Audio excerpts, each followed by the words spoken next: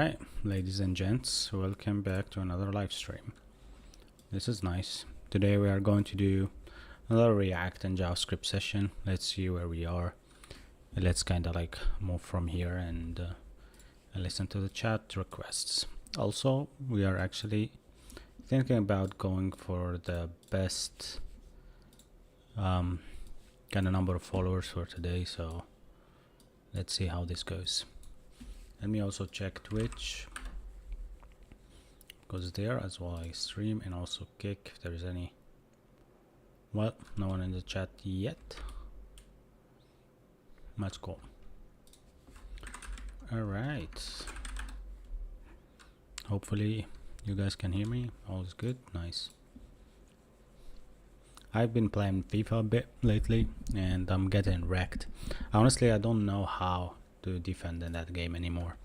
It just changed a lot. It used to be like just R2 button and then the X or whatever, or the A. And then it became super complicated. Hey Abdo, thanks for confirmation about the voice thingy. All good. Alright, so today actually we're going to check an app that I built up last time with you guys, and we are trying actually to get rid of this Firebase option. And we tried actually to build up like a GWT token on the backend part where we built it already, like in this controller part. But honestly, I don't know how it's going for now. Hey Franco, how are you there? Yeah, it should be always that Franco should be here. Do you get notification, Franco, or you just see it on Twitch? That's nice. I mean, okay, so Franco asked, how do you know how I can learn grid and flex easy in CSS? Well, yeah, Franco said that he got a notification as well from Twitch, I suppose. Yeah, I can share with you how to do that. All right, hopefully this kind of like thing that I'm gonna explain now will be thoughtful to wait for actually some of the people to join, and then we move forward. Hey there, Khairuddin. Hi everyone. So yeah, let me actually share how a grid system and a flex works, so you guys can know exactly how things are.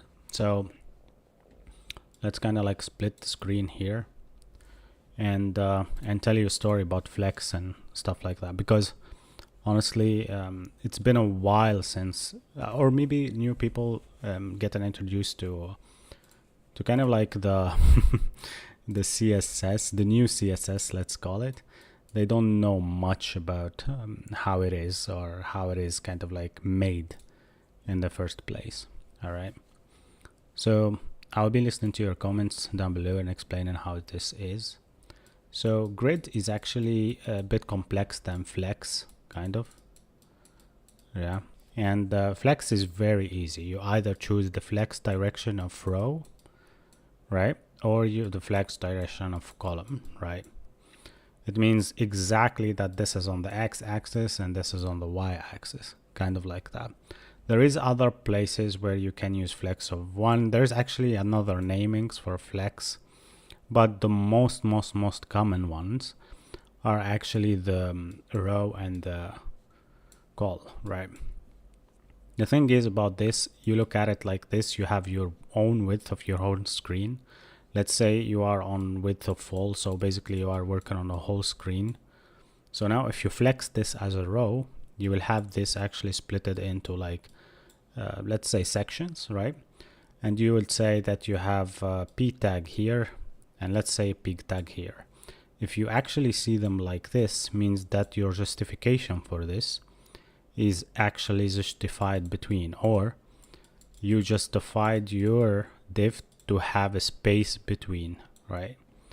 So this is called space between. There is actually more stuff that you can do with flex, and it's really obvious.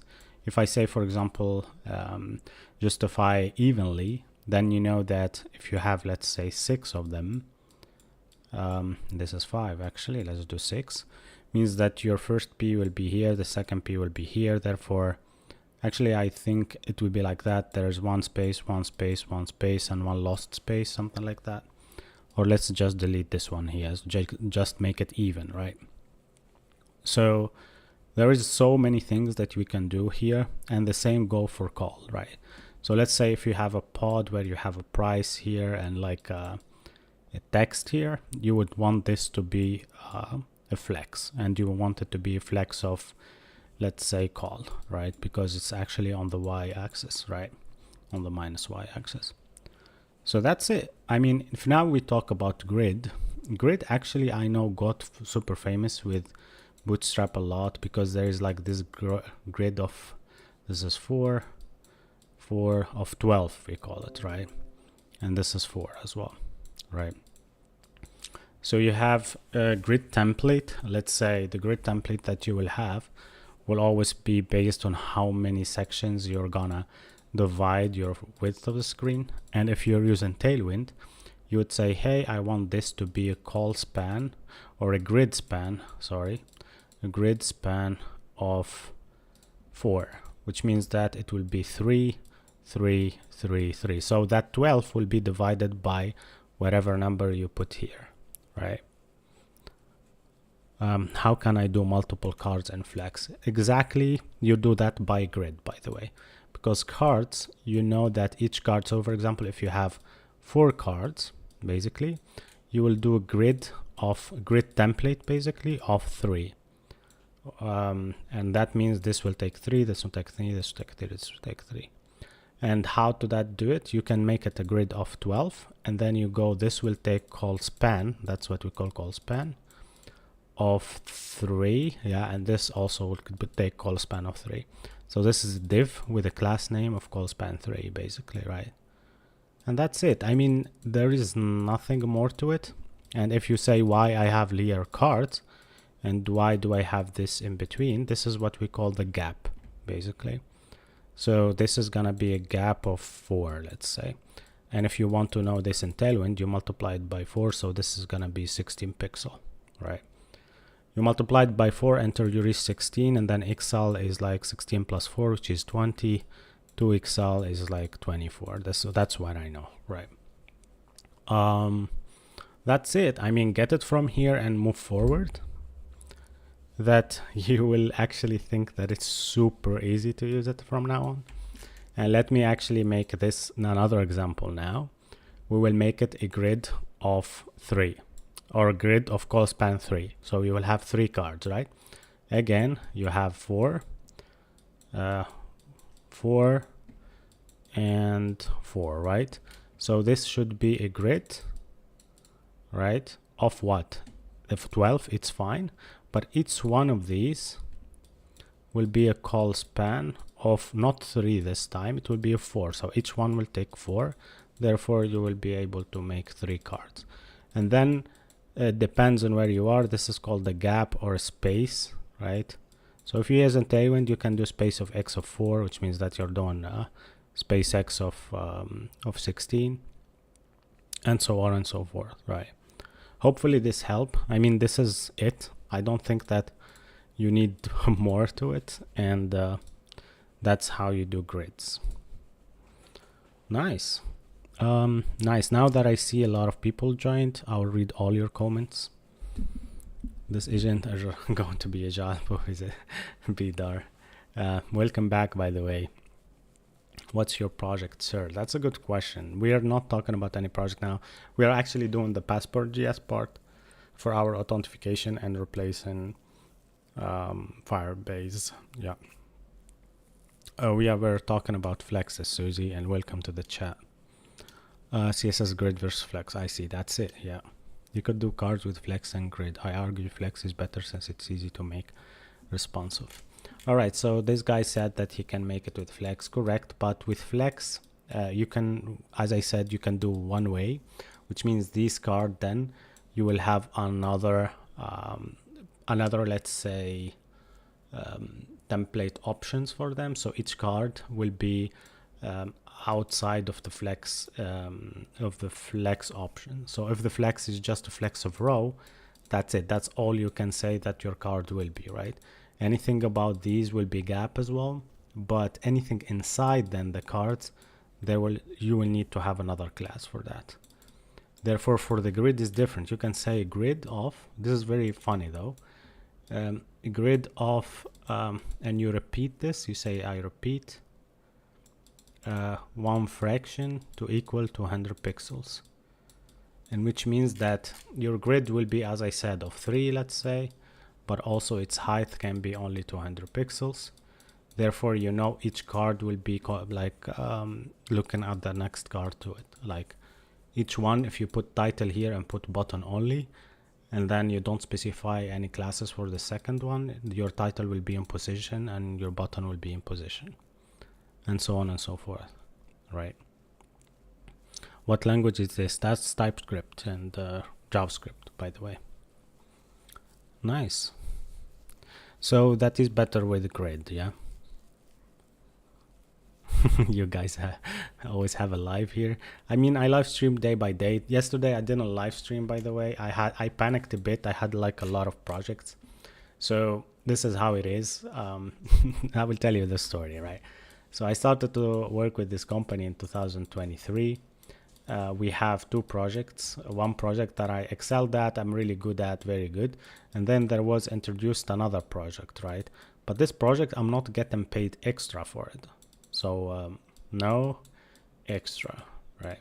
So I actually got discouraged, and I hate the fact that I actually worked for this until 2024, let's say. And then I have on the beginning of 24 this new project here. And I got discouraged because I'm not getting paid anyhow, because I signed a contract with them as well for like a certain amount of money. So I kept it going. I didn't do anything. I literally did this. I opened package.json, I put 10 stack. I put router, like I put whatever, what else I put there, like Jadsian and stuff like that. You know, I went and did some grids layout, and then I went to components. I made the layout. I made the header, kind of like that, right? And the footer. And I actually built like a button system. So basically a system where you can have like the next button to take you somewhere with navigation, and also the back button in every component that takes you somewhere with navigation, right? And then I stopped there. The little that I know, in the end of 2024, they said actually that we need to build something about this. So I panicked again on January 15th, I think. I built around 8 components, and the app had like 32 components. So I was really good with that. And then I was waiting for someone to join the team to build with me, right? They joined literally 1st of February. And the meeting was 20th February to finish the whole app and actually connect it with the backend, basically. And nobody actually questioned, because they thought that I know my stuff and I can do it, and nobody will question even my skills and whatever. But yesterday I had to build how many, like 24 components all night. So I started from 6 p.m. to, I don't know, 4 a.m., something like that. And I'm like boom, boom, boom, boom. And I didn't finish for sure. But if I actually invested the time like this, I went to sleep maybe at 1 a.m. and then woke up at 8 and continued, that will be better, because today I couldn't work at all because I was actually very sleepy. So today I did nothing. So I lost the whole thing.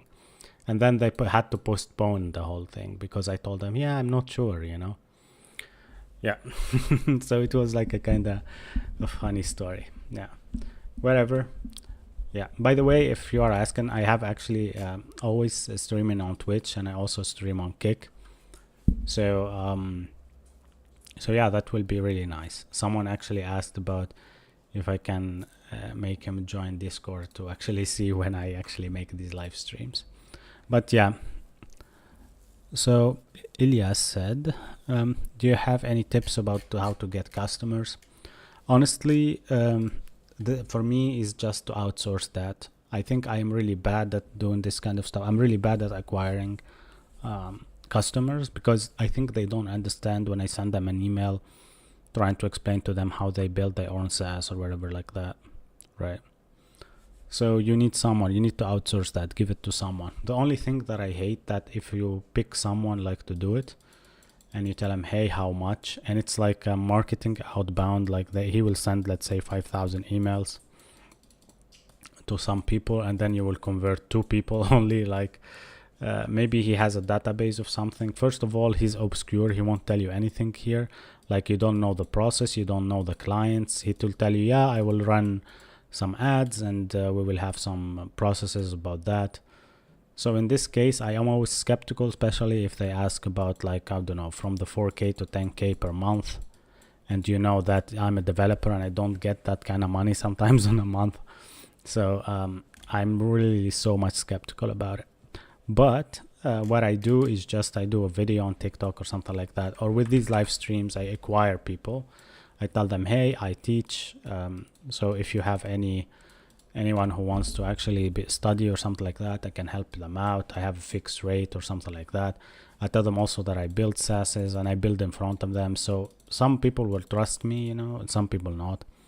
But even if you are the best developer, you need to sell yourself, right? Have always like one PDF like this saying, hey, if I build an app for like 1 month with this criteria, it will cost you, let's say 10K or something. Like, I'm just saying, right? It can cost, for example, $1 million, right? And you can do like that. So whenever someone asks you, you just send them the PDF with like some prices and stuff, and it will be good. Susie said that she actually built SaaSes as well. What kind of SaaSes do you build? By the way, if you are not really knowing what is SaaS, it's a software as a service. So basically you pick a niche. You know what is my next project? I will give you the idea. My next project is an AI that writes you either an apology text to your ex. So he trained on exes and on how to write apology stuff, or who writes you sorry texts to broke up with your girlfriend. So this is kind of SaaS that I want to build. It's kind of funny, but yeah, to break up with your boyfriend, girlfriend, kind of like, right? This is a SaaS. This is like very niche SaaS, you know, and it uses AI. But for sure, it's ChatGPT. I'm not gonna build something like, I'm gonna train a model, small one, and this SaaS is gonna be like, you enter, and you will have like a picture of 2 people in love, and then some guy like who's like a funny, you know, picture, and tell you, do you want to write your sorry message to your girlfriend? Give us this situation here. You give the situation, what you feel, and he will give you like the best kind of like the message that you can send. That's it. That's really a good thing, right? Do you have a video to configure the terminal like yours? Charlie 1, I actually don't have a video, but I have my own GitHub for that. So go to my GitHub. I will share the link in the chat, hopefully. And thank you, Franco, for actually answering some of the people about the tool that I'm using for building. I'm actually using my mouse. I'm not using like a specific pen or something like that, but I'm really good with this mouse because it's the Logitech one. It has 32,000 DPI, so it's a very powerful one. And I used to play Counter-Strike very well, so I know how to move the mouse very well, actually. Let me just charge it, because when I showed you, it's actually red. So you see here, it's red. I need to charge it, right? Nice. So that's it. I mean, this is how you charge it. You just put this cable, and it will charge literally for like 30 minutes, and it charged for like 2 weeks, right? It's a really good one. I bought it like for 100 euros, and I didn't regret it, honestly. Yeah. Cool. How to code. All right, let me just finish with one thing. For you who asked me about my Vim configuration, it's here, everything, and even like the part where you need to know how can I move through my terminal. So for example, if I am here, let's say I am inside the parentheses. If I do V, which is for selection, you see on here, you see there is visual mode in pink, right? So VI, and then that's for V inside, select inside, and then I put parentheses, means that I am selecting inside the parentheses. Therefore, I am literally selecting the arguments basically. If I press C, I will change. If I press U, I will get back. If I press R, I will change again. If I press U, I will get back. So kind of like that, right? I have a lot of things installed here, so you might see me using Git, for example. This is my Git develop branch, kind of. Oh, did I install? Yeah, I deleted Formic last time. Deletion of Formic. Let us push that. And yeah.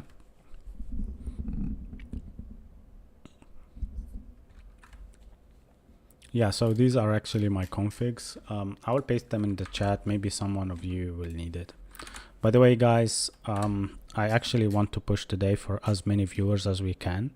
So every day we push for something. Oh, wait a second. I think I cannot put links. I will just make that possible. 1 second. You will be able to do that. Even you can share that. All right, so now I can paste my link.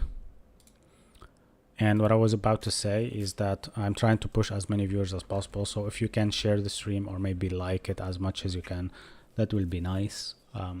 We are still going to build something for sure, so be ready for that. And let's do it, right? Nice. TypeScript, yeah. Oh yeah, sure. I will show you everything, no worries about that. All right, so let's go back now and hop to coding. So these controllers actually are actually my backend with Express. So let me explain to you how the backend works. This is my package.json. You see that it's Prisma, type course, Express, Morgan, node, concurrently, course.env, Express, model aliases. And if you are actually wondering what is model aliases, it just makes my backend cool. So whenever I am in routes, I can import from this at source, you know. And I'm, by the way, not reading the backend through TS. You cannot actually read any backend through TS. You always need to build it. So what I'm doing is just serving it. This is what I'm doing.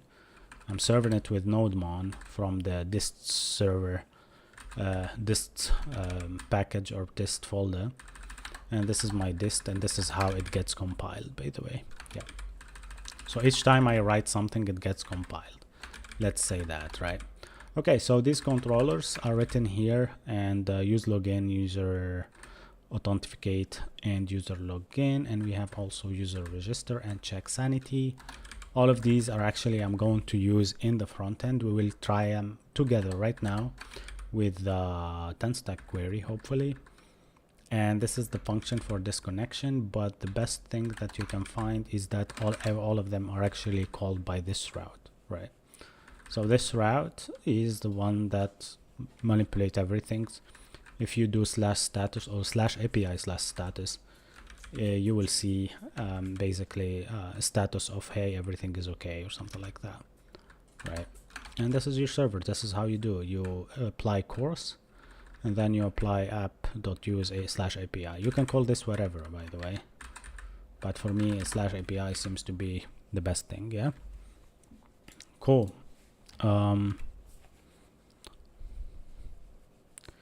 Yeah, you can have Express.js backend and React frontend in the same project. It doesn't depend where you put anything. Honestly, this is up to you.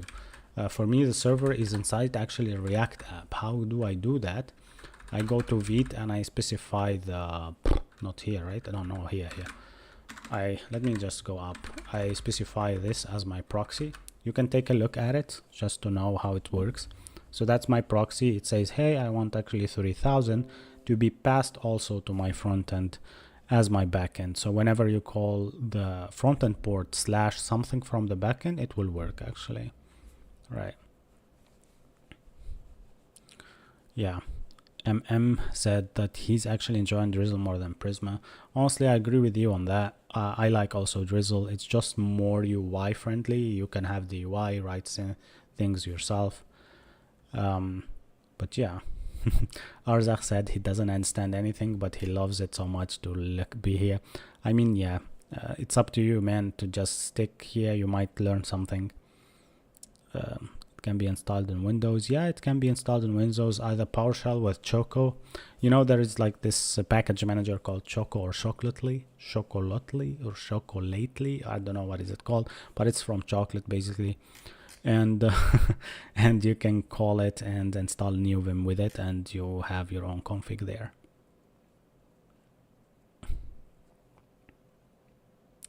So why they say that you have to put the backend in domain and the front end project? Yeah, I mean, what's your name, by the way, so I can say your name? I'll call you 80 because your username is user 80. So 80, I think that you are confusing. Yes, before it was that you can use localhost / something, which is / for example, or localhost 2 points or colon 8000 for backend and localhost 3000 for front end, right? Something like that. But in my case here, I don't really need it because of the fact that our backend works like that. It's just that we connect them using Vite, right? So here, as you see, our backend uses the port 3000. And actually, if I go to my,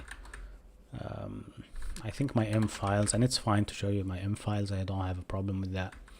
It's 3000 there, so all good. Yeah, that's my my environment variables, by the way. Yeah, cool. Yeah, so how we build this stuff, this is what we're building right now. And I will focus 100% now on calling the backend and see if it will work, right? So we have a server called JanityCheck or something like that. What we're going to create now is just in the source folder, is like in this API part. Actually, we did create one, we called it create user async, right? And this one will create a user using our API, right? Before it used to be like this with the const create user. What is this exactly? I forgot why I created like this and then changed to this. Yeah, we changed to this because we need now to use TenStack, which is also similar to Axios. It uses promises. So in this case, we built them too, but I for some reason said that I'm gonna use this user detail part, and hopefully we didn't implement it anywhere. But what I'm gonna do actually is just to export const right now. I will call it sanity check. This is what you want to do when you kind of like want to check if your backend is there and it's okay and everything is working fine. It doesn't have anything, like we don't need anything. We just will do a response here, and this response will be in a wait of a fetch. I don't want to use anything. Fetch seems fine for me. I called it API / let me actually go to the backend and check in my controllers. So this is sanity check, and it is called on the route status. So yeah, I mean, it could be named something else, but then because I called the function check sanity, I don't know why. It might be that I used it before like that, but I don't know. Yeah, whatever you call it is not a problem. Let's go to our API folder and do status, right? So that seems like a good thing now. You can actually do this.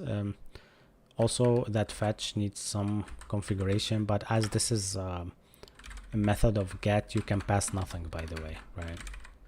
So this can be like get, right? Get in like that.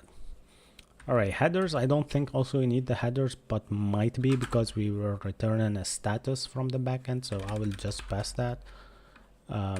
We are returning JSON starter to 100 of JSON. So content type, and this will be equal application.json / JSON, sorry, I said dot. And I fucked up right in that, application / JSON. Yeah, that's it. That's all you need for this. And then you just need to return this response. You can say return response, or you can just be more organized to say await response.json. And by the way, in this case, you just can do this. For example, return something else, like it's not working or something like status. Maybe like we say backend not working. That also can make us actually good output at the end. So return result now. And why we are doing it like this, by the way, you don't need to do it like this way. You can create one function, call it fetchy or something like that. that will use the same kind of approach, and then you just make it accept here like method and URL. For now, I'm gonna use it like this. I don't care much about it. So let's say how we can do this. Why not use an Axios? Because honestly, we are loading already our package.json. I don't want to have a lot of things that I really don't need. Honestly, just like that. Yeah. Cool. Nice. So yeah. Let me read about your comment. Native Node fetch better. Yeah, it might be also, as Diallo said, that's your opinion. I think it's everybody's opinion. Fetch got better lately with Node and stuff like that. And you can use it in the backend now, which is really cool. So it's just an opinion, right? Is that Envim? Yes. Aki, is that your name? Or Iki? Aki with a cat picture. Well, it's so confusing. What coding app are you using? What's the name? It's NeoVim, by the way. NeoVim. Yeah. Also, if you would generate the API client from OpenAI spec, we could get rid of the internship CO. What does that mean? He means that I can use like some model for a spec for my API, so it actually returns the types. I think return even Zot. It has actually Zot types configurability or something like that, where you can actually have your own backend return and all the types and stuff like that. He said he gets cancer from this code. Man, we are just going slow, so let's update later on. All right, cool. So I'm going actually to one of the main part of the app, maybe in our app.tsx, or maybe on any place. But maybe, you know what, as we are actually going to have maybe the Chanity check somewhere for us, it might be that we do it on the first component that somebody can actually go to, which is the Google sign-in part. This one here. It has already something async in it, but you know what, let's do it here. Let's do it in this Pomodoro part. All right, so now we are going to use like 10 stack for this. Phone is right, gotta stay dry and use your tools. What kind of tools we are going to use here? So maybe guys, you just be more specific so I can know exactly what we are doing. He said that this is lower than internship code at a tier 3. I don't agree with you. You didn't even see the whole app. I think you are even here for the first time, right? So we are trying actually to kind of like test things, and we are also adding 10 stack query. So we are going slow. 10 stack query actually respects your fetches, and you can just forget about Axios there and pass it to just a fetch function. I don't think that you need all of that, what you are talking about right now. But in another update, we can do that. We can add in our README file some updates for the future where we actually discuss that part, which will be actually a really good thing to do. Yeah. All right, so let me actually show you how 10 stack will get there. I think there's plugins that we need to fix out, or maybe ESLint config, where we add actually plugin query. I'm not sure if I did that.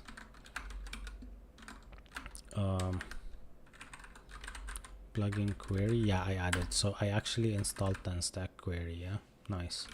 So what we need to do here is just to go back there and call that function. All right, so let me do that. In our API, we can call that fetch with its async await. All good, actually. Yeah. All right, so let us actually make 10 stack work. By the way, we need the query client. I don't know if I did that. Yeah, we did it. Query client provider. So if you don't know about this, you just always create a like a provider for your queries, and you pass that on your root like main JS or TS file. So then you have it also. For example, here I have a router provider and I have a client provider, both of them on strict mode. Strict mode, by the way, can risk that I call the APIs twice. We might get rid of it later on, but it's not bad now to have it. All right, cool. let us then show you how things work. So actually on one of our routes now, we need to go there and call then stack, right? And we will call the same query client and use it for like with the use query client hook, and use it for fetching, right? All right, cool. Not here. If you are asking about what kind of IDE is this, it's simply NeoVim, by the way. NeoVim, and that's it. All right. I will import that check sanity. Where is it? Oh, I don't know even what I did call it. Or maybe I think I didn't even export it, right? Yeah, that's when you listen to the chat and forget about doing stuff. No, I exported it already. All right, then I will copy its name.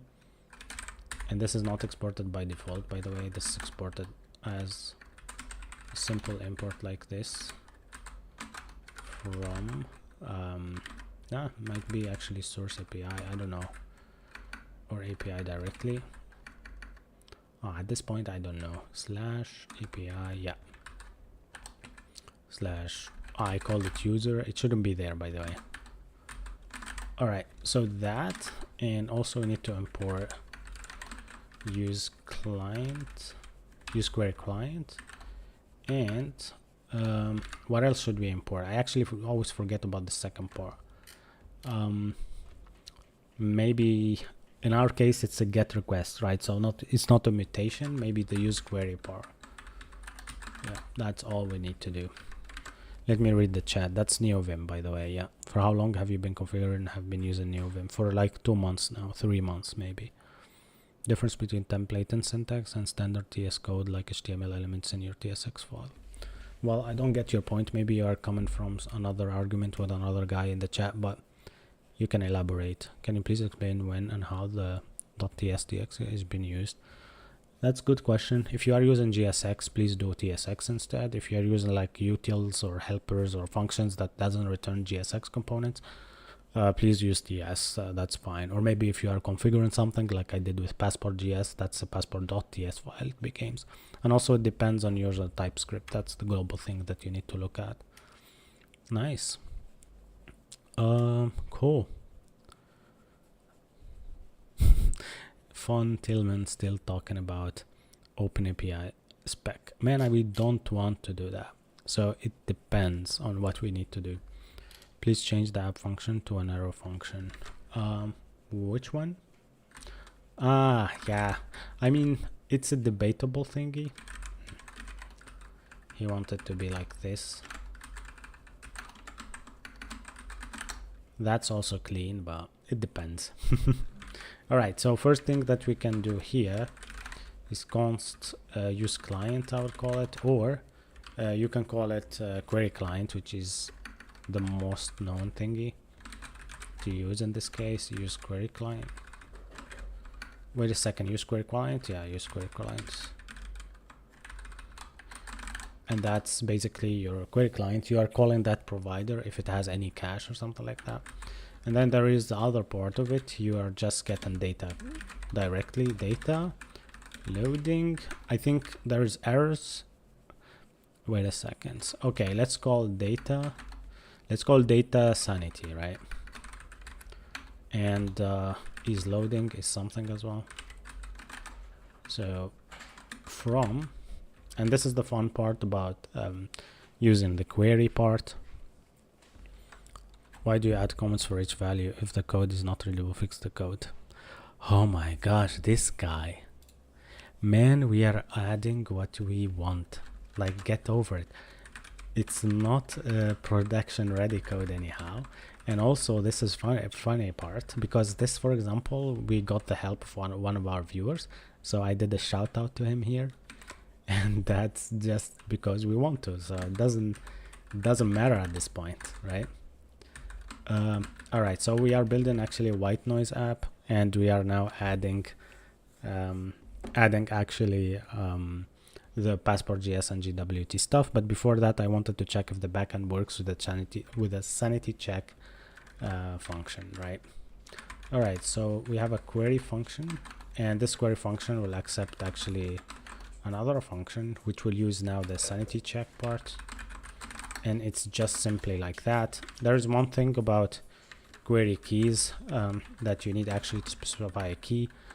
Whenever you call this key or refresh this key, then therefore the query, you will query again, right? And by the way, you can call a stale time. For me, it's always like 3 minutes, or maybe, how much should it be?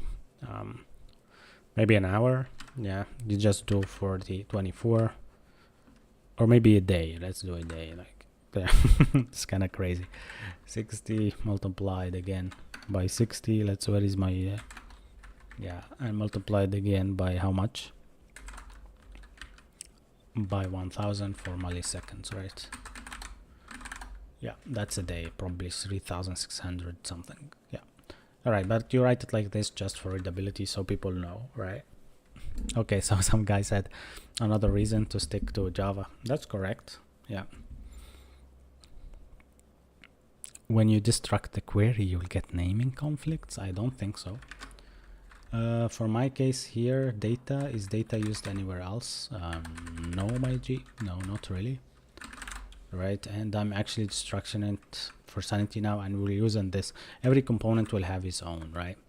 So what I want to do here is actually I wanted to return something. So if is loading, and I want to really be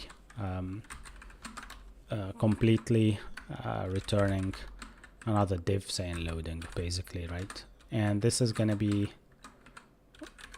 I don't know why I did it like that. I'll just put here a div and I will say loading, just for checking around, right? And this is cool. I mean, if it's loading, yeah, otherwise it will refresh on its own and it will say, yeah, already this guy passed that, and we will go on the data part.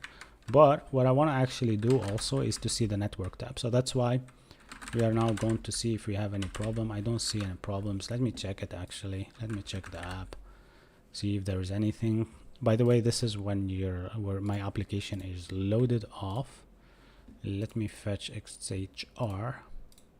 So status is getting from the backend and status is on. This is beautiful. Let me show you. So this is the app, by the way.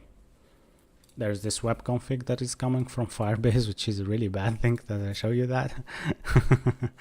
And also there is this, if you refresh here, there is this status that is coming from the backend, and it's API status of get request and 200, and that sanity things were completely cool. You see, I mean, nothing wrong with our code. It's just that we are trying to explain to people how to use PlanStack, and also how to use PlanStack query in this case, and also how to use the backend with it. All right. Would you say GitHub Copilot or Cursor is plagiarism when coding for assignment? If you are in a work assignment, that's fine. If you are trying to learn, then that's plagiarism for yourself, for your own sake, kind of. All right, so let me read more. So Yarko, welcome to the chat. Are query client lib only for REST queries and like for GraphQL? It is kind of like for, it's like GraphQL, yes, but GraphQL had also the same thing with like GraphQL server, GraphQL client, but PlanStack query, you can use it on the front end without passing queries. You can just pass like the API in it and the key for that API to use, and that's it.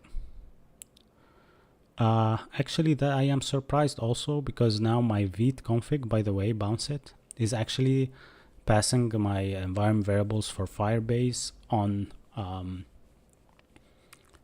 by default on this web config, and I'm surprised about it, because look at this. Actually, it is there. It is in my config file. You see.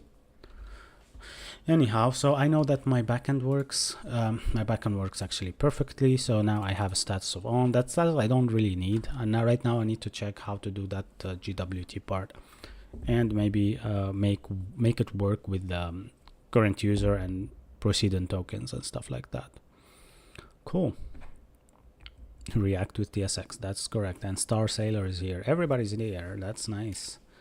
I mean, guys, thank you a lot for being here, by the way, and I would actually appreciate it if you guys follow and yeah, and keep the chat going, and maybe also ask as many questions and share the live stream. That will be amazing. By the way, we are on 8,000 already right now. I don't know how much. Let me just actually mute a tab and check.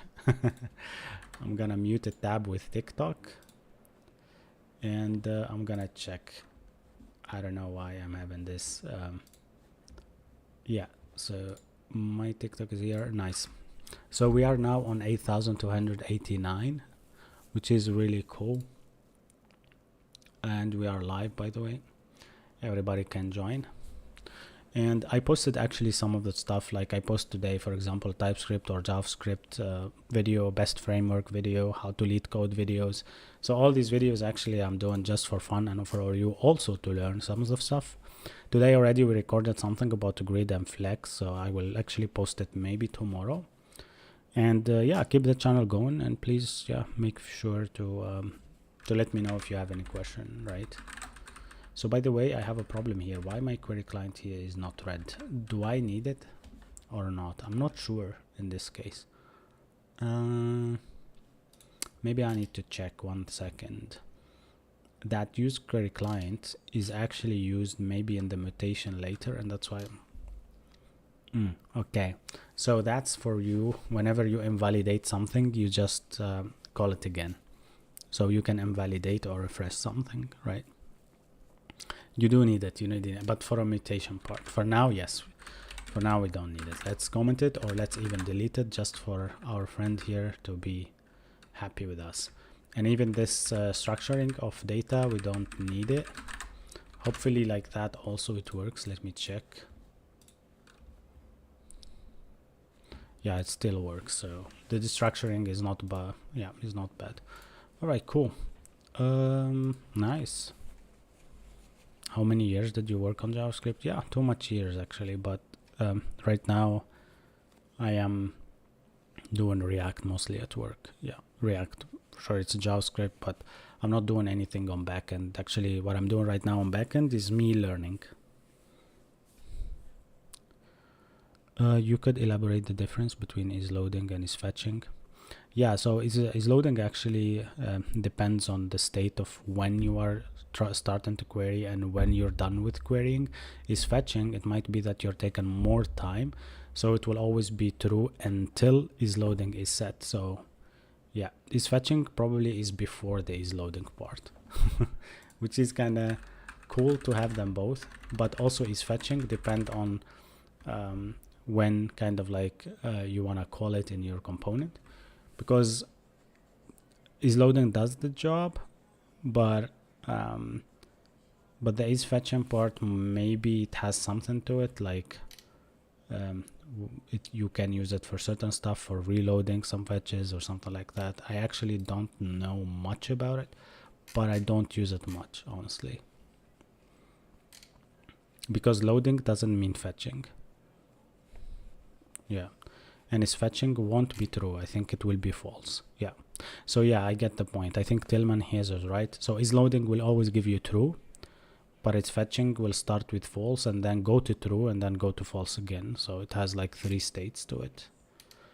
Yeah, and then there is success and there is refetching. So is fetching and refetching will probably work in tandem with each other, which is really cool. I mean, I didn't know much about that, but here I just got triggered by the chat and I remembered some of it. But yeah, it's just a query status. So it depends on what you want to use in this case, right? Cool. Hey David, what's up everyone in the chat? Getter setter. I think this one is from the last live stream that we have. What are you building, bro? Yeah, right now we just connected that stack query and we are seeing it working. How hard is it to learn React? It's not query, it's not hard at all actually. I think it's just like a matter of syntax, synthetic sugar kind of stuff. Oh, maybe we can do a live interview. Okay, you know what? Maybe one of you want to do a live interview with me, and we can invite him for a live stream and we do this together. So just DM me if you want to do that. What's use debounce? Yeah, that's another cool thing, because we are actually going to call the backend at some point. So this use debounce, where is it? Did I call it somewhere? Yeah, here you go. Yeah, so I will go to file. This use debounce is just takes a value and a delay, and whenever you write any value, it waits for a delay to send the backend basically. But now it's sending nowhere, and here also it's sending nowhere. So this debounce value, I just prepared it for the future. That's it. So whenever you start writing, let's say you are writing like this, youtube.com/ you are writing a link, right? So I don't wanna each time you hit a key, I send something to the backend. That's wrong. I will wait for you to finish writing, right, and then send to the backend. And I might actually put it to 1 second, which is better, but 500 milliseconds is also cool. All right, that's it.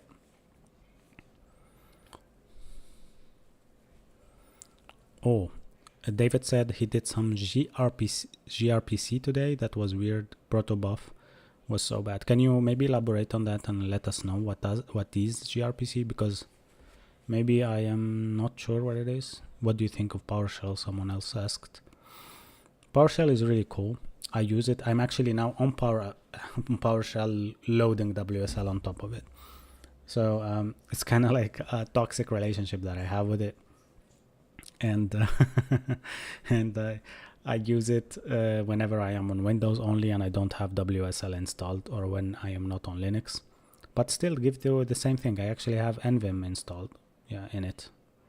And PowerShell right now has its own new stuff, and it's really good, really good. All right, guys, so we are nearly 8,300 people already, so we gained already 80 followers super fast.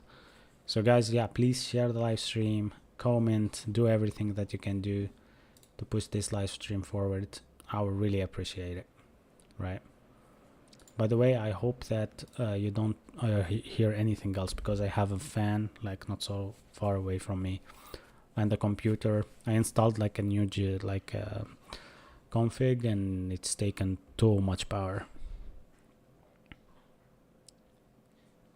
Go and like this creator, thanks a lot. Oh, okay. David actually continued, said gRPC is a Google remote procedure. So okay, so Google Cloud can have features and stuff. Okay, they use Protobuf for communication. Nice. Is it like close to sockets and stuff like that, or how does it communicate though? Eric said, is this Node.js? No, Eric, it's not Node.js. Sadly, it's React plus Node.js. We have some Node.js, yes, I don't want to lie, but but not much, right? So now I'm going actually to check how to do that part for the GWT part, because honestly, no idea. Oh, actually, that's a good question. If that's from a third party, or I implemented myself. I implemented myself. You can check it there. I'm actually looking now for a way to install that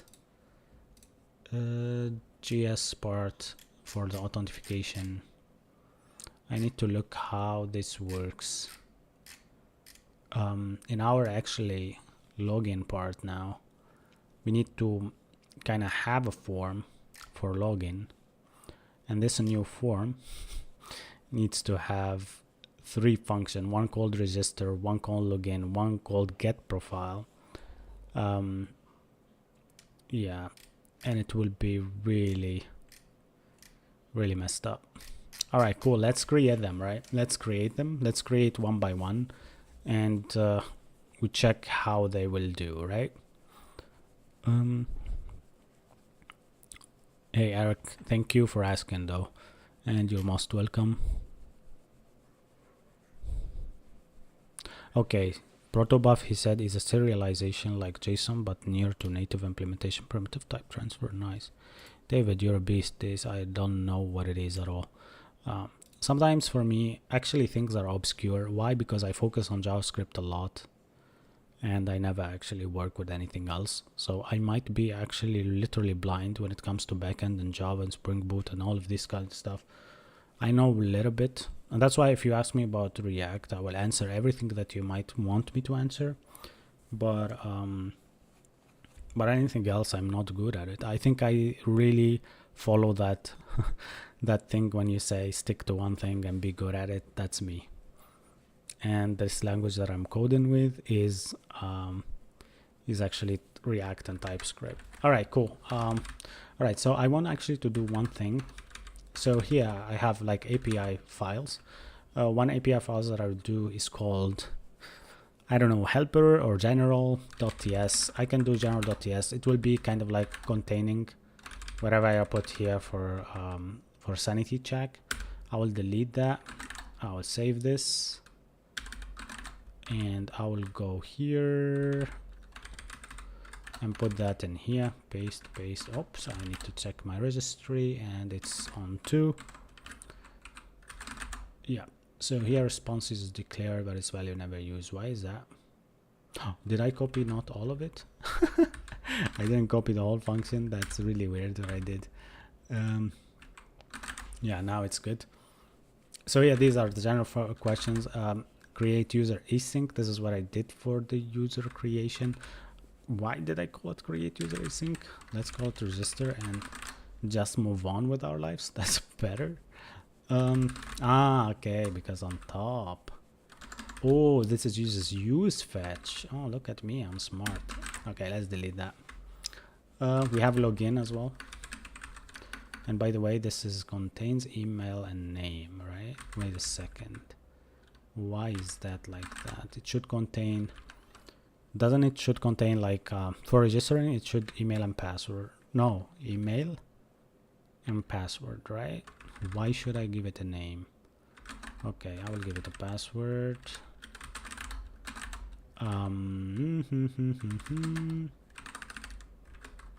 Which is a string, and I'm not sure why I put null over there. Is it nullable in my database? No value exists in scope for shorthand property of what? For sure, because here I don't have any password. Right? A register should have that, right? And it's API / user create. Why did I do that? Okay, let's change our API stuff. Routes. You see, it's a register, right? It's register, login, and profile. So all of this should API register. Oops. Yeah, cool. So now we need the login part. Let me create it without looking on top. Login equal anonymous function that doesn't want to create. It's a sync, by the way. And should be email. All right, or user detail we call it again. Let's call it user detail again. And we will do it like this. User details. How can I omit stuff? I forgot, man. I always forgot this kind of stuff. Omit TypeScript. Documentation for omitting. Awaited. Let me see. Omit type keys. Okay, so I omit the type and then I just take off the key. I will call the omit part, and then I'll just, what do I need to omit from that? The name, right? Look at me. Anybody knows what is omit?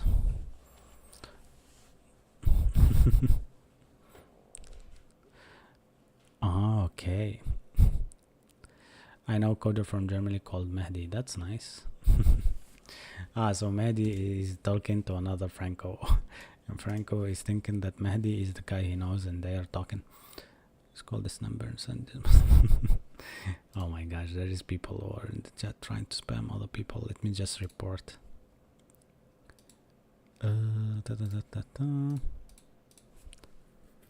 Yeah, so I'm waiting actually to see your comments also. David said that he loves JavaScript. The inventor is very helpful and genius. He also helped implement Dart. Important to know. Nice. I didn't know that actually. Java, the best lib you can use is Apache, or if number is correctly. I don't know what about that one, Yarko, but I'm surprised by how much things you know, guys. You're more like very much senior full stack developers, all of you in the chat. Uppercase TypeScript. Yeah, that's what I do for stuff. I do with that for enums and types. I don't know why, but for this file we will stick to that. What do you use? Fetch, not Axios? Because I like fetch. Why should I use Axios? I don't like the fact that I add a lot of packages. What is this guy? Can you find out who's hacking me? This guy, man.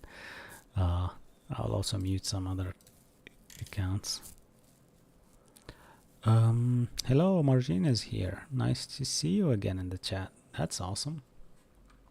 All right, I'm really happy that we are now like having an average of 40 people watching, because when I started I had an average of 10 people watching. At some point we'll have an average of 100 people watching, right? So that's cool. I hope that we reach out to that as much as we can, right?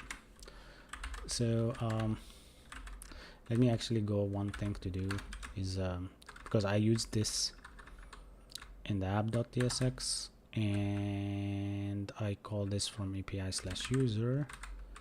I want now to call this from general, right? Yeah, cool. That now it works. User query client here is not needed for this. Wait a second, it's use query, right? Yeah. Okay, so we will create actually another component. We will call it login. So, well, look at us doing that. Okay. Still actually have some problems in the app yet? No, everything is good. The status is on. Nice. I have around 6 to 9 years of experience in JavaScript, around 6 years, and everything else around 10 years actually. So because I have a lot of other stuff that I learned along the way, but I specialized in JavaScript in 2018. Oh, now actually 7 years. Yeah.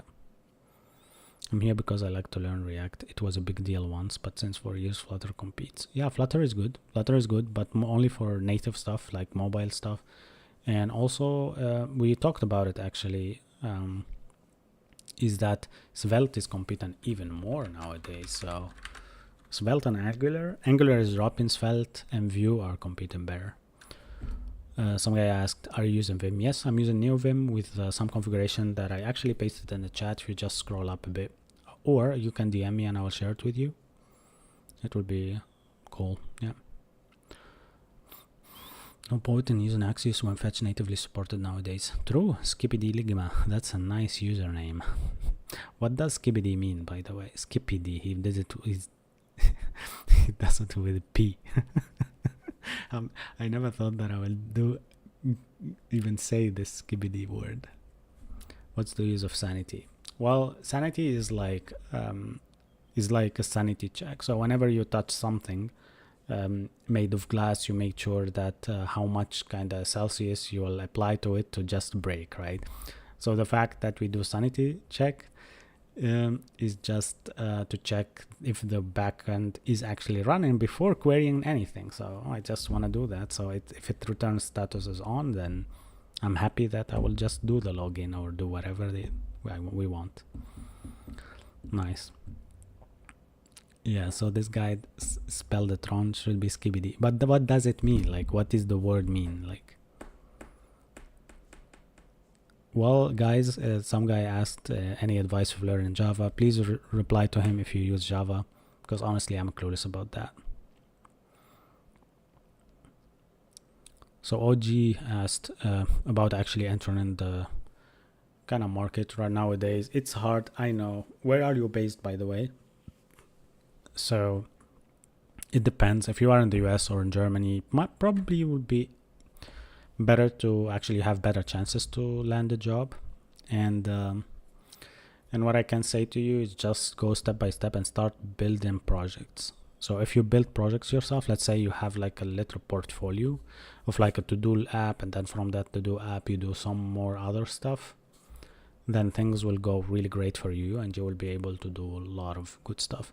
Otherwise it will be kind of kind of redundant for you to not know what to do. Like you jump from something to another, trying to build small stuff, and trying to learn from people from the internet, and there is no like a defined goal or defined portfolio. That's what we don't want you to have. So go to roadmap.sh. I always say this. I will actually reply to your comment with the website name. There you will find out what to learn exactly. The guys in the chat now, they are all skibbity ligma or whatever. All right, so David said Java is super powerful, but you need the best tools, IntelliJ, and you know what you mean. Okay, you know what you want. Basically, I might add here, if you want to build backends, go for Java, because then you have a lot of logic stuff to do. And if you want maybe to build front-end web apps and stuff, go for JavaScript, HTML, CSS, and do some framework like Angular, Vue, or React. Oh, Benno asked a good question. Do you know SAP? I know SAP, but I don't have access to it. And also, I don't use it much in my daily job, right? So I love to actually also learn it, maybe get a certificate in the future, but I'm not focusing on it that much. You know what I did on SAP is just like what I did with Adobe AM and what I did with Salesforce. It's the same. It's like to build apps that run on their CMSs or on their platform. So I built like a React app or whatever, and then I just branch it out and push it there, kind of. Some guy said don't use Java unless you hate yourself. I don't know. Which one are you on, back, on front, on full stack? I'm doing both, but mostly at work is front for me. Front is better for me, honestly. That's what I think. All right, cool. Now that we are actually installing useQuery and doing the right stuff, let's create a login page, right? Let's create. All right, so for our reusable stuff here, we have a timer that is reusable. By the way, I did the timer.index. Oh my gosh, I hate myself for doing this. By the way, this is not a good idea, like to do index / like if you went directly for all your reusable components to be small like this, like files like this, don't do this and put them into folders. That would be bad. Bad maybe for people to read your code later and ask questions, right? So what I'm gonna do now is just to do login.tsx. Go here, and by the way, this might be different from what I do, but we might actually do this like this, not there, but in our routes, because now we have 10 stack router. You see, 10 stack router is here, so I will just do it here, and I will call it login.tsx, and see what will happen. It will just create for us the route like that, and that's why it uses function here, because it's generated directly from this route gen or something like that, route gen tree, right? So this route gen tree, whenever you build a new page, it will just go there. By the way, I have a register page. Holy shit, I didn't know that. Here you go, I have a register page that I built. All right, now we want the user to be in a register page whenever he logs in for the first time, or whenever he's not logged in ever. And for this, we need to do the register. And before we do that, let us clear this and check the list of brew stuff. So I need my PostgreSQL to be running, so it started, so all good. And now I'll run again the application, npm run dev, and it's running, cool. And then I will just build my front end here. Guys, I might actually need you here to share with me maybe like a ready code for the CSS part, because honestly I don't have a mind for that right now. Maybe we can do like a register page together. Okay, let me think. Yeah, I might actually just show you what I prepared already. I will just copy something in the API for user. We have register, right? And I have login and also profile, right? get profile. And the funny part here, we don't need this API URL. I, by the way, copied this from actually Google. So let me just do that, and we don't have Axios, so we'll just do here. Oh, wait a second, we do await fetch, and we will pass the same kind of method here. So v around that, copy. Well, that's a bummer. Let me just go this delete and copy it again, and I go here and paste that. What is the problem? Await has no effect here. Await twice. Okay. Alright, cool. So that's done. And for login, we don't need the name, by the way. Did I do login? Okay. So the login that I did is this one, and I took like email and password. Might be that we use this just to show the usability of the omit function. And we are passing body.json strangify of the email and that. And where does that come from? It's just coming from the user details, basically. But wait a second. So we pass login with the user details. Yeah, might be good. All right, email password. Cool. From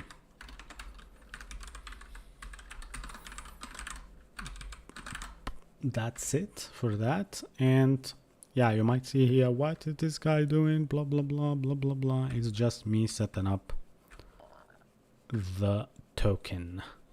Should it be data.token, or should I reply with token directly? I don't remember. So in this case, I'll just do res.token and return res. And this one I will comment it just to be safe for now. Same for this. What I did here is just kind of will follow the same kind of way here, but this is the wait part, and then I'll just paste everything down here and the top for this, so you can see with me. By the way, you can write whatever on the chat, so I will read it. Just right now, let me fix this. So let us leave this res.token part. Property token does not exist on type response. Maybe we can do this like any for now, just because we don't know that, and we'll do this for any now just because we don't know what it is. All right, then therefore we'll get to set item. Now that will get deleted, and we need to actually pass the headers as bearer, right? Or we will copy it from here and do it there. Yeah, and that's it. This is kind of like how you pass the profile, basically how we get the profile info with the bearer, right? And don't forget the API/API part. Okay, cool. So now what is the problem? Await fetch method post headers twice. Okay, and then JSON stringify email and password. I don't think we need that, right? In this case, we don't need this. Now we have a problem. Okay, so that type thingy, yes, lint, disable next line. For now, I don't care, right? Let it be like that. Okay. You use both Axios and fetch. No, I deleted the Axios. I just copied something from the internet just to see how the bearer works. And that's it. Margina asked, how is my farm sound going? I actually leave you that for you right now. Go to YouTube and share with me the farm video or whatever you want, and I will actually store it in our database. I don't know. Gizos asked why we are setting local storage for that, for the token. I honestly think that it's the easiest thing to do, right? So that's it. GS is is crazy good on the client, but it's old school. V8 improved platform independency, not holy grail. It is improved, come on, it is kind of cool. It's funny how async makes everything async. Yeah, because actually anybody knows if JavaScript is synchronous or asynchronous language? You can write in the chat. What is omit? Omit is to take a data type. Basically, I can take a data type and basically take off one of the things in it. So in here, I have name, email, and password. When I log in, I don't need the name, so I omitted the name from that, so this will be correct because here I have only email and password. That's it. I mean, that's it, I think, for that. And for get profile, we just get the token and know exactly who it is, right? Okay, Antonio replied correctly. Said JavaScript is synchronous, but it's asynchronous in the browser because of multiple stacks. Correct. Yeah. Out of topic, but do you have any videos on your dev environment setup? Not really, nothing on my dev setup, but I might do one. So I will do one for the boys. How long does it take to learn JavaScript? If I put in 2 hours training every day, it might take you a year to feel really good, to feel like a junior, kind of like land a job kind of thing. But to just be good with it, 6 months. This is with 2 hours to 4 hours per day, so it might differ from person to another. Differ also from what you want to do with it. Okay, now we are actually trying to kind of like get everything working for us. So right now, you know what, we call this API. This is kind of like on the API folder, but it might be actually called services, and it's called all services, kind of like that, but whatever. Hey, quick question, how would you make a queue or lock mechanism for IndexedDB? I have no idea, Bernath. I might actually check with you personally if you want on Discord, paste what you want to do, and I will check with you. Actually, for the guy who is called Actually I Can, his username, you might DM me and I will share with you. Yeah. So yeah, it might take you 6 months. I mean, 6 months is nothing compared to who I saw put in as much more, like 8 hours per day, sometimes 6 hours per day, and it took them around 1.5 years sometimes to land a job. So I'm talking about the average person that puts 2 hours per day. That's why I said a year, because a year will land you there like a job at some point, because you will probably build 4 apps, 5 apps for your portfolio, right? Yeah, name spacing and name and folder structure, all of that is a bit odd for me.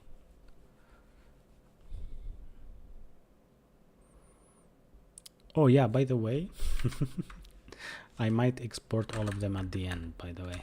Export like this. How is it? I actually forgot it. Like this. Export model and do this and that. Might be actually a sign like that, and then you put all of them here as object. But or actually you can just forget about the object. You pass them all like this, like get profile and then wherever. But for me, I'd rather export every const on itself. Yeah, so that's actually cool. Export, actually I forgot, export model.export, no, model.export, and then you put an equal sign and then you put that. I forgot it because we don't use it anymore, since like JavaScript turned into type of modeler. If you go to package.json, okay, so you can go to my Node.js. Oh, it's actually here, you see, type of model. That makes everything modeled already, right? So you just export it as a constant. And if you go also to my backend, same thing. No, it's not same thing, but because it's TypeScript, it might integrate model directly. And also on my index.html, the route to the main TSX actually here is being loaded as a type of script of model, so that also helps. cool. So we are on the login page. Let's create the login route. I will copy anything, man. I don't want to do anything now. Okay, let me check how can I do this.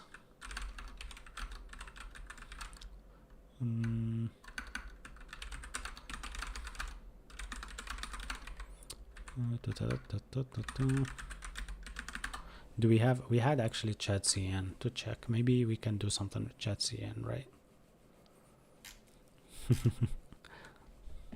I'll just see chat.cn login page. Oh, authentication. chat.cn already has one. All right, cool. I mean, it looks good. Let me see the code and what I need to do this for. Man, get started. I'm looking actually for the code and I cannot find it anywhere. Well, that's a bummer. Anybody has like I want to just browse login. Yeah, that's it. All right, cool. I found something though. Login form it's called. All right. It might be that we need to install a lot of things for chat.cn to do this. All right, so for our login here, we can, man, let me just check. We need to install card from card components, input and label. I think we have a label already for the UI. Let me check. UI, we have button and input. We don't have label and we don't have, okay. All right, let's stop that. npx chat.cn latest, right? Chat.cn latest, add label. What else should we add? Card. What else should we add? Button we have, input label card. That's it, right? Hopefully. Oh man. Hopefully they are getting installed correctly. I just joined your Discord. I'm a senior software engineer for 7 years. Wow, that's cool, Antonio. Thank you for joining. It's Vim. Yeah, it's new Vim that I'm using. It's difficult to be a good programmer. Kinda, it's different, yeah, but it's not that bad though. You just can do it. Right. For all the people being in the chat, thanks for the likes. I see like 7,000 likes already on this live stream. So just pick it up as much as you can. Keep liking it, and thanks a lot. I do have YouTube, but I still didn't do the channel very good. So my YouTube channel is called by my name. My name is Ayman Sakohi, that's my name. And you can find me on LinkedIn. You can DM me also. You can find me on Discord, everywhere. And honestly, I try my best to keep up with you guys and learn as much as I can and do these small apps, these small SaaSes, what we call here. But yeah, it is kind of cool, and I learn as much as I can with you. And hopefully we can build a lot of stuff. By the way, my goal for this month is to reach as soon as possible to the 10,000 followers already. So if you are actually here for the first time, please do follow. That will help me a lot. And also, what I want to actually say about this is the fact that when we stream every day, and we are streaming every day, by the way, I am learning, you are learning, and we are actually coming up with good ideas to build. And all the applications that we are building, we're setting them up. We will set them up for free, and people can actually use them in the future, hopefully. Cool. So now I'm checking my live stream already. We already have 8,300 followers. That's very good. Thank you a lot. I gained like 100 followers in just 1 hour, which is amazing. And yeah, thanks a lot, guys, and let's continue. You could definitely learn a programming language, but that's what make you any good. I mean, now you are talking to each other, guys, in the chat, which is good. I really like that. All right, so it's Reza said he thought that he could learn it in a couple of months. You can learn something in a couple of months, but you cannot be super good at it in a couple of months, right? So please don't like get greedy with that, because honestly, it's not easy to be a developer, especially a web developer, because you need to actually keep up with HTML, CSS, with backend, with front, with stuff like that, and it's kind of hard. All right, so we added the label. and we added the card, which is too much stuff. And now we have the button that is there, and we have the input. So I hardly remember where I used the button. I think I didn't use it much. So as we have now a login page, we might actually, in our small route, look at this, it became like super big, right? We can actually copy something from ChatCN directly, which makes us really fast. Where is it? I'm trying to find it, but I don't find it for sure. Did I just exited that? No, let's go. Yeah, code. So here we go. We have a login form that we can just do it like this. So this is our login form. Here I will just do, look at this, like C inside tag, and then copy paste what I wanted to copy paste, but C inside tag, and it doesn't want to copy paste what I just did. So let me just copy paste again. Yeah, that's what I wanted to copy paste. So login form here, we need to import it for sure. The login form I'm gonna create as a reusable component. Login form, I will call it. Login form.tsx, right? Exactly as it in there, right? I'll do RAFCE, which is the good thing for building like a React snippet. As you see, the React snippet got built automatically. The thing now, I need to copy how it looks, which is very funny though. This is a component without refs, kind of. Very cool. Let's see how this will go though. All right, so this needs to be like that. No, not that. Let me just copy again. That needs to be our props in this case, and I will just do it correctly. 1 second. I'll delete this part. I will save. No, I'll delete the whole part, this included. Or you know what, I'll just do this. So this is an FC component of some class name and props. All right, and now here you need to open that to make it a correct prop. And then let me see. Oh, does that mean that I lack something here?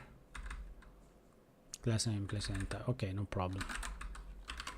Let us actually copy the classes first.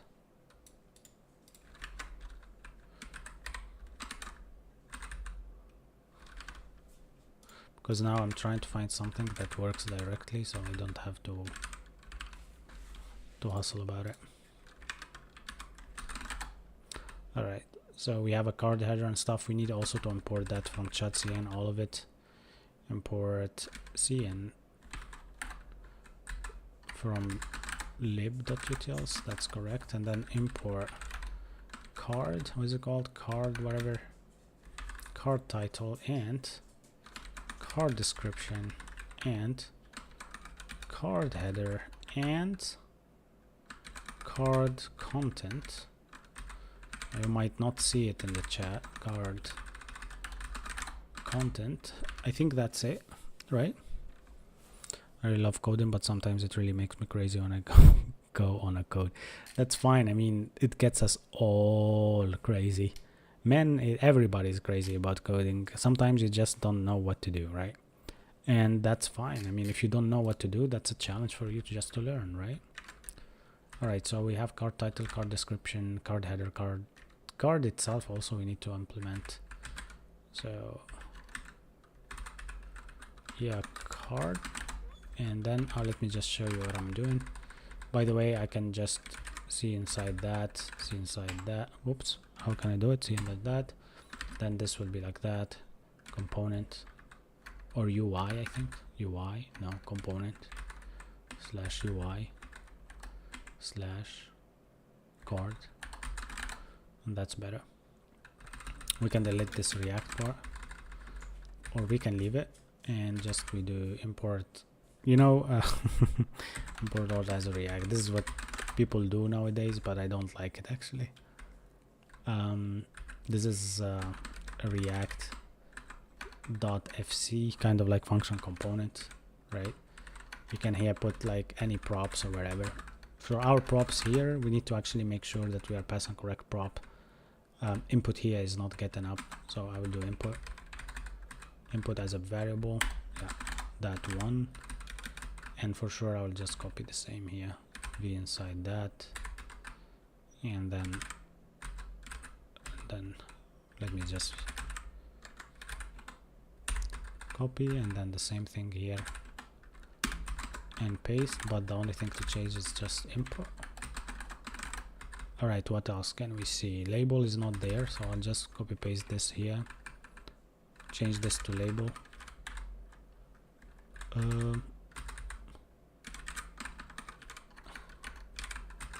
We are kind of refactoring this until it works. Cool. So, and expect to specify different types. So we don't have any types yet. We have a button that we need also to put. I'll just copy paste this. Seems like a button is there. Yeah, cool. Find L button. Okay, now we have everything. We need also to classify the props and stuff like that. So here we need class name for sure. We need props, or maybe we spread the props, or maybe we get the props like this, right? The not good thing here is that these props we need to have like let's say type, right? So what I'm gonna do here is just to, oops, sorry guys, every 1 hour and a half of the live stream you need to hear this coming up. Salut, Graven said. Salut, salut, ça va, comment les gars? Alright, so why React JavaScript? React is JavaScript. Ah, the name of the live stream, because sometimes we do React, sometimes we do Leetcoding, and it depends. So that's why I said React plus JavaScript, but actually we are doing React plus TypeScript today, and we are building an app, and great, and it's off from zero, even though that we have Firebase here.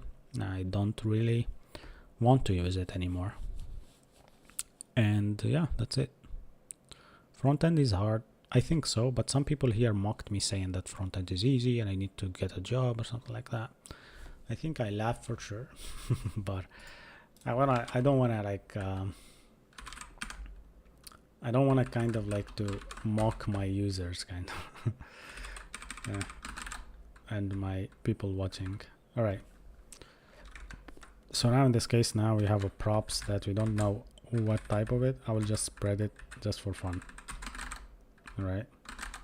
And now this will work. Look at this. Look at how beautiful is this. Nice, nice, nice. So this href will be a link later on, right? What a mess. What a mess. All right. So now I will show you how this will look in our route. I'm really surprised how this app is going now. We need just to import that. Import login form from login form, right? And then how can I go to the login route? Just /login, right?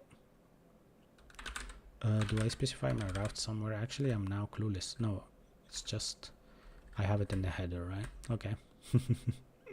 Or let me just try in the app. If I just do /login, it should work, right? Oh yes. Okay, I'll show you now how my login looked like. Look at that. Look how beautiful is this. Look. Forget your password, register, log in with Google, sign up. So this is gonna be our app in the future. It uses ChatCN for sure. That's why it's really beautiful. And that's the 10 stack router. So here we are calling some routes, right? We probably want also to add here the 10 stack provider for query, right? And I am feeling like my application is a bit messy. Is it calling a lot the backend or something? No, now it's fine, right? Yeah, it's not calling any backend. If I go back now, it's calling my backend here. So the status is on, you see? This is Firebase, by the way. That's why I put that. But now I go like back to my new login page. That looks super sexy. And we move from here, right? Okay. Thank you guys for watching. See you tomorrow. I'm kidding. Let's continue this. All right. I know my jokes are really bad, so. All right. So Dean said, "Can you be my mentor?" I wish, man, if you consider me that good. Yeah. Are you using Next.js? I'm new to code. No, I'm using React actually. Yeah, you won't get also anywhere without React. That's true, David. I mean, you won't go anywhere without understanding the core JS, by the way. Oh, some guys are asking where am I from. That's the best game that I play with my viewers. So if you are new to the channel, just think about where am I from, and for the people who know, please don't text in the chat. All right, so everybody try, and I will be really happy to look at your guesses. I'll just drink some water. All right, curious, don't say anything.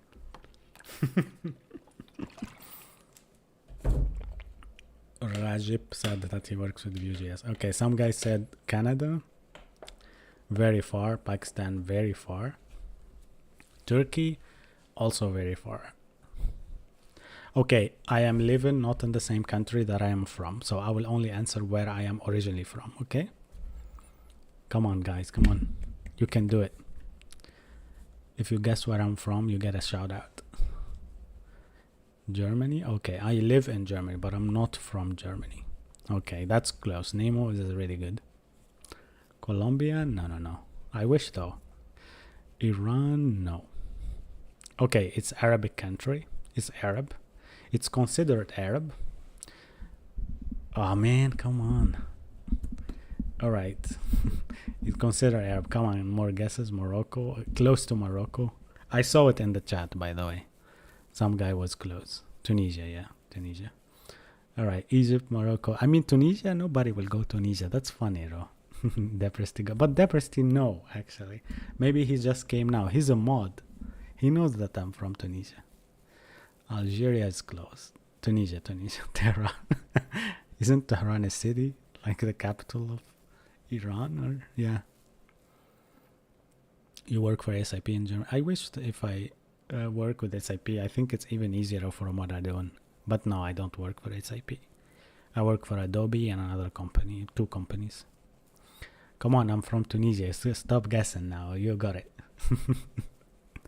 Tunis is like the North African country. Okay, let me show you something, okay? Let me show you something very cute. All right, I will actually show you a photo and you tell me where is it from, okay? All right. Okay, let me see. I need to open the photo on a new page so I can show you and you let me know where you think. All right, let me copy image address and I will show you some images and you tell me where you think this is from. Okay, where do you think this thing behind me is from? If you guess it right, then you get a cookie. That's everybody will say Italy, by the way. Some guy said Egypt. Okay, so in Tunisia, by the way, this is not Italy, this is El Jam, Tunisia. So if you go here to Google, let me just show you. We have a better one actually in Tunisia. We have the better Colosseum. So you see here, El Jam, that's where it is from. And it's a town in Tunisia where you can find this actually. And look at this, you find camels in front of it and it's really cool, right? It's really amazing. Nobody knows this. Nobody knows that we have also Colosseums in Tunisia, which is really nice. We actually won wars against Italy or against Roma when it was like super powerful, and we had the superhero. His name is Hannibal. So Hannibal is not the football player, this guy. The Hannibal to 247 BC, he won like the Caesar twice, and he's famous by this elephant thingy because he went through like the whole Alps and he went again behind France and stuff, and he won the war basically. I'm trying to configure now my face.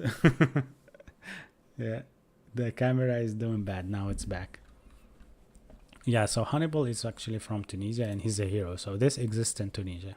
One more thing also, if you go and search for Star Wars Tatooine. Do you know what is Tatooine, like in Star Wars? You know this city? You know, everybody watched Star Wars. You know this, right? You know that where is this actually? Nobody will guess this, but Tatooine is actually not a planet, by the way. It's actually a Tunisian town called Tatooine also. And there is a Tunisian town in Tunisia that if you go to, like this, you will find the Star Wars place. Yeah, you will find this, literally you will find this in it. Yeah. So that's kind of mind-blowing for some people, right? It tells you like, okay, so it's really a city that exists, right? That's it. What's your current mouse? My mouse is G Pro, by the way. I think you are hearing it when I scroll, right? Nice.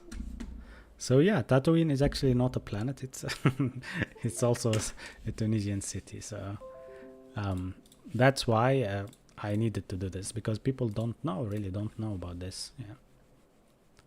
Yeah, it's a lot of stuff that is hidden from you, and they only show you the West. Like go to Italy, go there, but we have the better one. We have actually, if you go to the Colosseum in Italy, you will find it not as good in shape as in Tunisia, but people, yeah, it's like a taboo like thingy, right?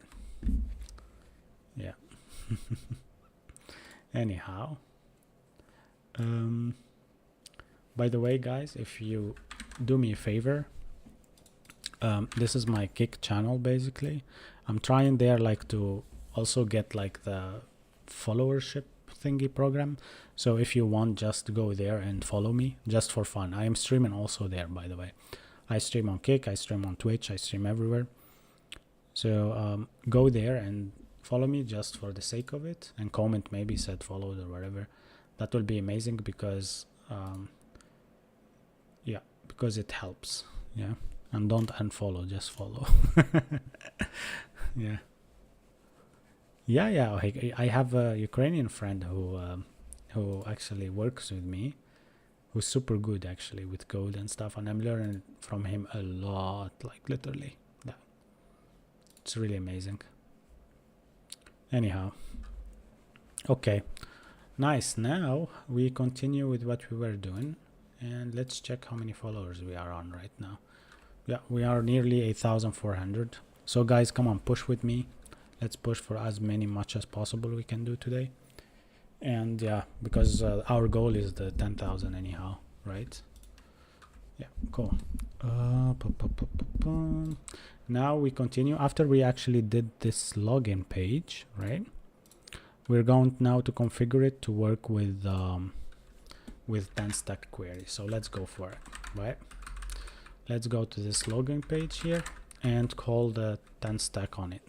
So as you see here, enter your password, blah, blah, blah, login with Google. I will actually comment this right now. I'll surround it by that, and I'll go like this. Let me just v inside that, and then I'll just comment it. That's good, because I don't need Google right now. And here, Y is super ugly. I'll just put that. Hopefully it works. Yeah. Don't have an account, sign up. Nice. So sign up later will take you somewhere else, by the way. And for the login now, the button will be a type of submit. We will change it actually to be a form of React hook, actually React form hook. So let me just actually do that now. We are on the login form, right? We did this with contact, by the way, so I'm gonna just copy some stuff from there. The contact was here. No, was here. So what we did here exactly, let's delete these because we don't need them anymore. Oops, I delete something that is important. Yeah, we're deleting kind of like React Formic, and we are using use form now from Zod and React Query and React Hook and a lot of things what we did actually that now I lost count for them. So the layout, button, blah blah blah blah blah, nice types, context schema types. Okay, so we have like some types that we did, and we used use form and Zod resolver. And for errors, I did it like this. I don't agree to how I did it actually. we have a form state here of errors, but I remember we had like at hook form resolver result, like this is what I was looking at. Okay, we will copy both and we will go to the same place where we were. What is it called? What do they call it? Login form. Yeah. So now we will jump between these two and let's build stuff, right? Oops, not here for sure. Here. So we have the use form. Let's go here, const use form or form, right? I'm not sure. Use form or form. It's const. Oh, it's not even use form. It's register form state, and form state is like this, and it takes errors. I don't know what the hell is that, but it should be like that. And this is gonna be use form and something there. For the use form, you will pass like here a schema kind of thing, right? Let's create the schema on top, just, and then we will take it somewhere else, okay? And we will call it login schema, and this is gonna be z dot whatever. I forgot actually how to do it again. And also we need, what is it called, a resolver, right, in the use form itself. Okay, let us look actually how the schema is done. And it's made like this, z object, and then you go berserk. All right, cool. So let us build it and actually have a second to read it and maybe talk about it, right? Okay. So this is gonna be not first name, it's gonna be email and password, right? That's for login. So email, let's leave it. And let's do, instead of message, password. Minimum, let's do 8, right?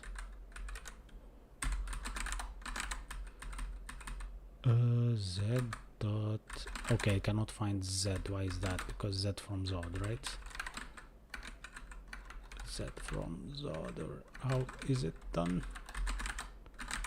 Is Z surrounded by something like that? Yeah, surrounded. Okay, cool. Okay, now we need to finish up with this register schema kind of thingy. So this is the login schema. We need to infer its type, so we do a const, or not const, type login schema type equals z dot infer of, what is it called, of login schema, right? And then you need to pass a type for it. Supposedly you need to do that. Let me just go back then.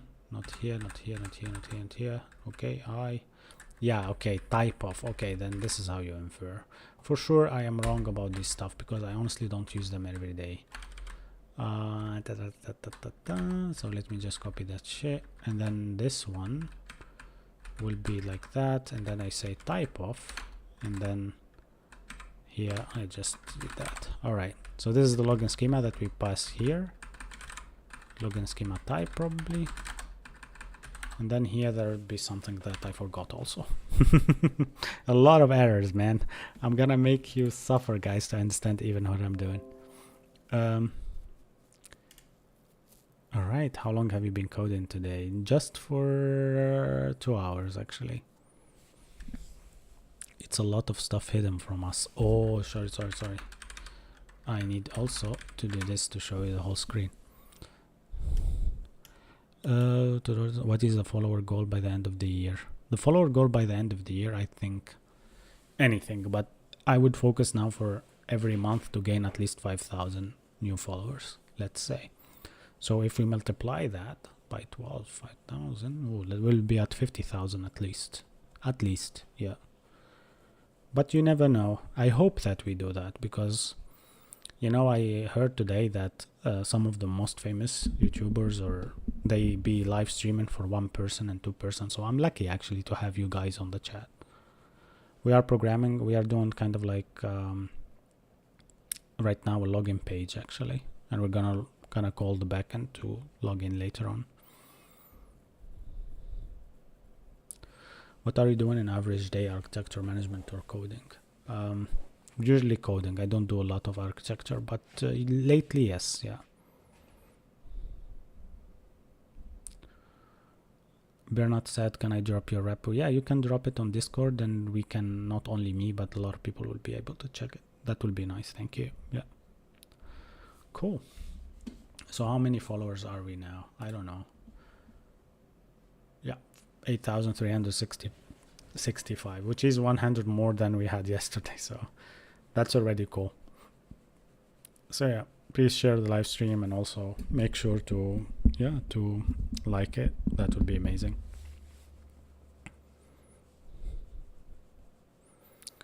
With the chatbots with AI these days, how do you compare those one with your manual program? I don't understand the question, but I don't use chatbots a lot, and I don't use kind of a lot of AI lately. I kind of learn by just copy pasting, or by just sitting down after I copy paste whatever and learn from it. Like right now, for example, I will never forgot that if you want to infer, you infer by type of, because this is, I did copy last time, but I forgot about it. So that's it. Yeah. All right. So wait a second. This is a message, right? So that's password and email, probably the email for the password. So that's good. That's a string as well, and it's hidden for sure. All right, now I forgot actually the funny part, which is how to use this use form part. So you pass the type here, which we did correct, right? Yeah, we did correct, but then you pass a resolver. Okay, I got it now. I got it. I got you. So here you pass a resolver from at react form slash resolver part, and this resolver, you just give it the schema, because for some reason it needs the schema, right? So now we have a problem. It says that unreachable part. Okay, what is unreachable exactly? There's other resolver, doesn't work like that. Here we need Zod resolver, and then we just pass the login schema, and therefore it's reachable, hopefully. All right, there is a parsing error, it says, and it's probably the form state part. And then the register, we have also handle submit, and then the form state of errors.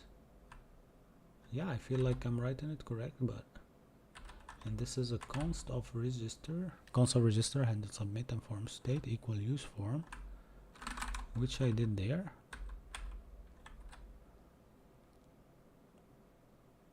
Okay, so what is wrong? All right, let me just delete inside that and delete inside that. Okay,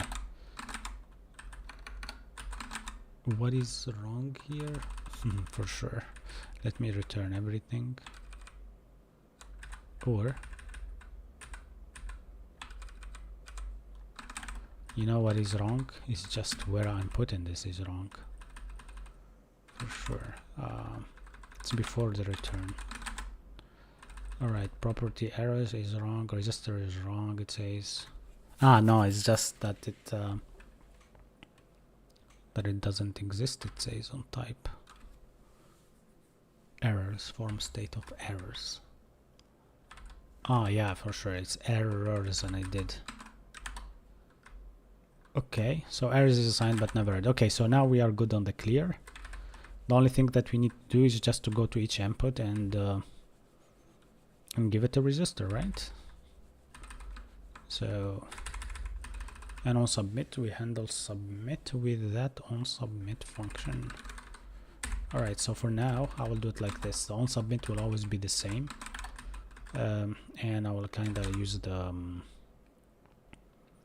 schema from, let me see the schema from login schema type, yeah. Or is it the, yeah, login schema type, right? And then I will just do that. And then here in the form, where is my form? are you guys following, or is it like something very hard or kind of? This is, by the way, TypeScript and React for everybody who's asking, right? And yeah, I'm seeing a lot of followers, so that thank you a lot. From when I mentioned the word follow, there is like a new 3 ones already. Cool. Thanks you a lot for liking as well and for sharing. Amazing. I see a lot of shares, a lot of likes. That's epic. Yeah. What's your role right now? I'm a senior front-end developer at Adobe and /SFC. It's both companies. One I do, like with Adobe, I do develop like CSS stuff for spectrum.css, and I'm just a contributor with them, but I get paid for that. And the next thing is basically working with Adobe on certain stuff we call IPM pages. These are integral pages that we use, like whenever you want to buy Photoshop or wherever, you will be able to see the IPM pages. By the way, I'm trying to kind of like look at myself on the camera, and I think it's a bit blurry, right? No, it's fine. Okay. I actually not used to this kind of thing with what you guys can send on TikTok, like these roses and stuff. I see Arena here actually sent a rose. Thanks a lot for that. I don't know even what is that, but thanks everybody for anything that you send on the live stream. Yeah, my goal here is just to live stream every day and build stuff with you, and I'm really happy for you guys to be here and to help me out. Yeah, let me actually see what's wrong with my camera. By the way, this is the Logitech 920. It's a really good one, but sometimes it's really bad. Yeah, sometimes it just cannot detect anything.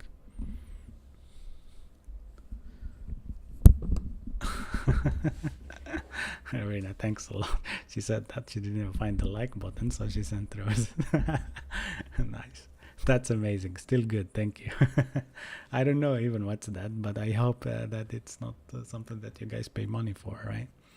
Otherwise, there is like this option for you to support. There is this subscription part. I think TikTok has it. So TikTok has this subscription as well, yeah. And what's in it is just that you can subscribe basically, and like the creator gets like, I don't know, €1 a month or something like that, which is really cool. Yeah. Right now I don't know how many subscriptions do I have. Let me check. Oh, I have 1 subscriber. And that's really nice. That's really cool. All right, cool. You're very relaxing. I do Apple device management dabbed with some code. Love your stuff. Thanks, Ben. Thanks a lot, man. Yeah, thanks for saying. Like, these kind of comments honestly push me forward. Like, yeah. Cool. So what we are trying to do, and let's continue with that. There is this register thingy whenever we see an input now, or before even that.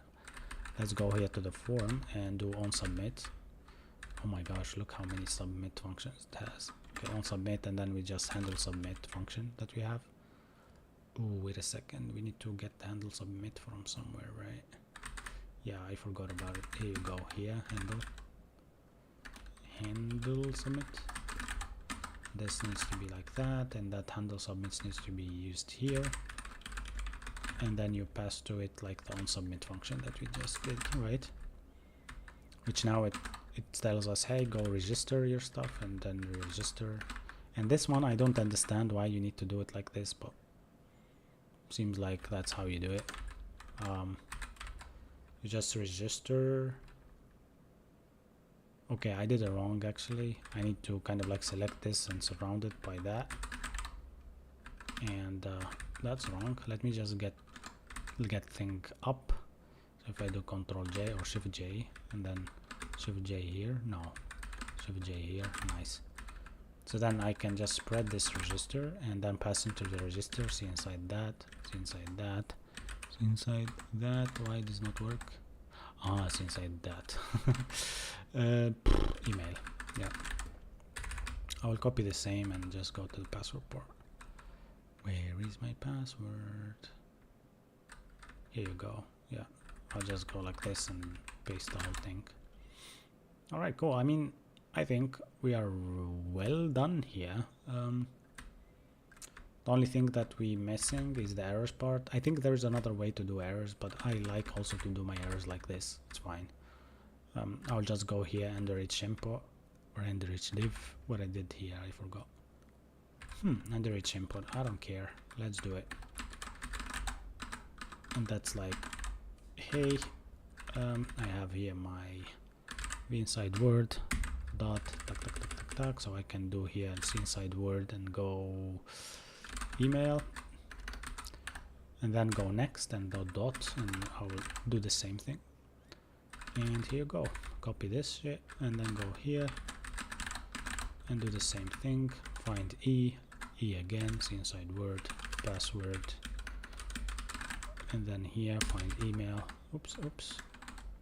Find E. Come on, there is no E in this. Find E. Okay, next, and then that's okay. I hate Vim sometimes. You need to do a lot of things to just go to a line or something. But it's kind of cool. Yeah. Hey, what are you building? I'm just building a logging form right now that I'm trying to do very fast, so you can see how it works, right? All right, cool. Let me actually show you my login page, right? Why not? All right, so this is our login page now. It looks super clean and super nice. If I just do this and actually it needs to show the error somewhere, but it's not showing the error, so that's bad. Maybe the errors way that I'm pushing these is wrong. Maybe when I click login, yeah. So here it says now, please do that. So I will do d@d.com, and here I'll try to push. Wow, look at this. So it's actually on submit that it checks. That's bad, right? It should check untouched. Maybe I will clear that later on. Let's add that to the readme file later on to do it. But yeah, at least we have this part, right? So now I'll use that add.a.com and I'll do my. All right, so it's not doing correct. So this is one is missing, it says. Okay, I'll try to do gmail.com. Maybe give it like a correct one, and then here. All right, so it's taken the password there. That's wrong. Let me check why. There is something with my page that is wrong. So the login have input for the email, register the email. I see register password here. That's my mistake. And what else?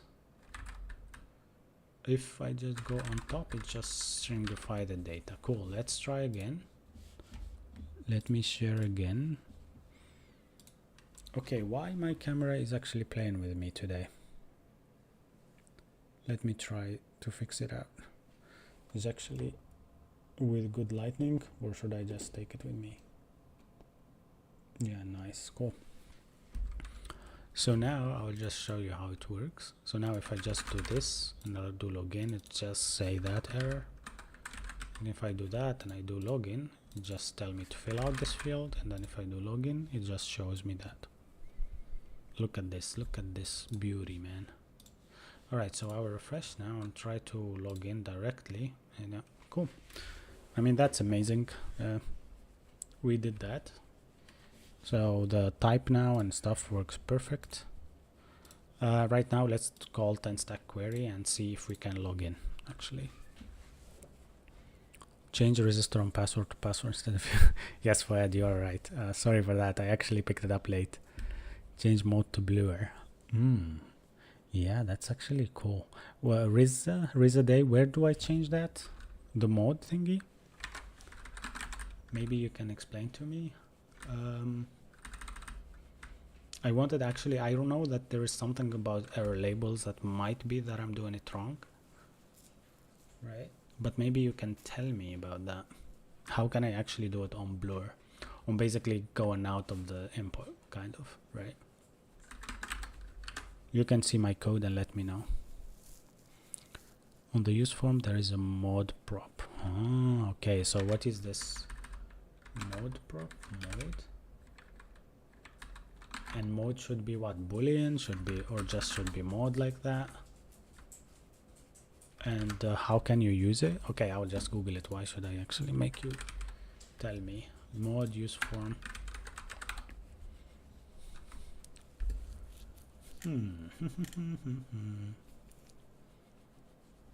Ah, okay, the mode don't change. This is the one, right? Okay.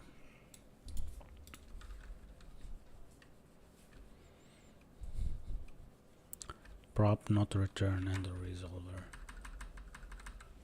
Ah, okay. Okay. Mod. Let me read what it does. Mod on blur, on change, on submit, on touched, right? And then let me try. That's it. I mean, I doubt it. Ah, yeah, that's it. Thank you guys, you are the best guys. It does work, you see.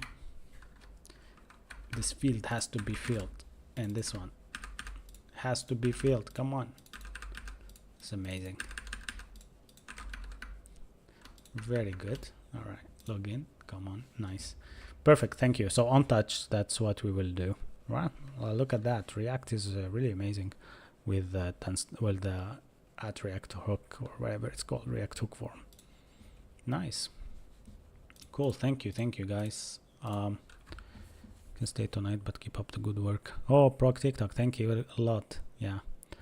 All right, a tough time. Remember syntax for language. Yeah, I mean, yeah, I have that problem. This is what they call syntactic sugar. But look at Fuad here. He knows his stuff. Look at also Riza Day. He's like the OG in the chat. He builds probably planes at his spare time. Look at these people. They're better. So I'm here just learning, by the way. So it's actually my second time using React hook form. I used to use Formic. Yeah, actually, let me show you. What you don't know about this application is that actually we started it very long ago. 2 months ago, I think. Yeah, 1 month and a half, probably.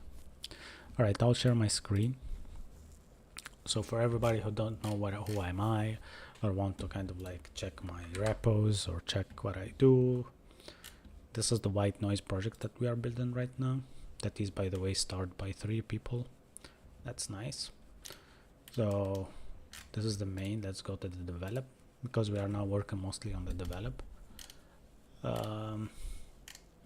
So yeah, if you go source, or maybe if you go to commits, let me check that. By the way, I have issues, so if you want to do anything like add your white noise here to make it better, or add some better CSS for the footer, you can PR this, and you will be able to change the code. That will be helpful.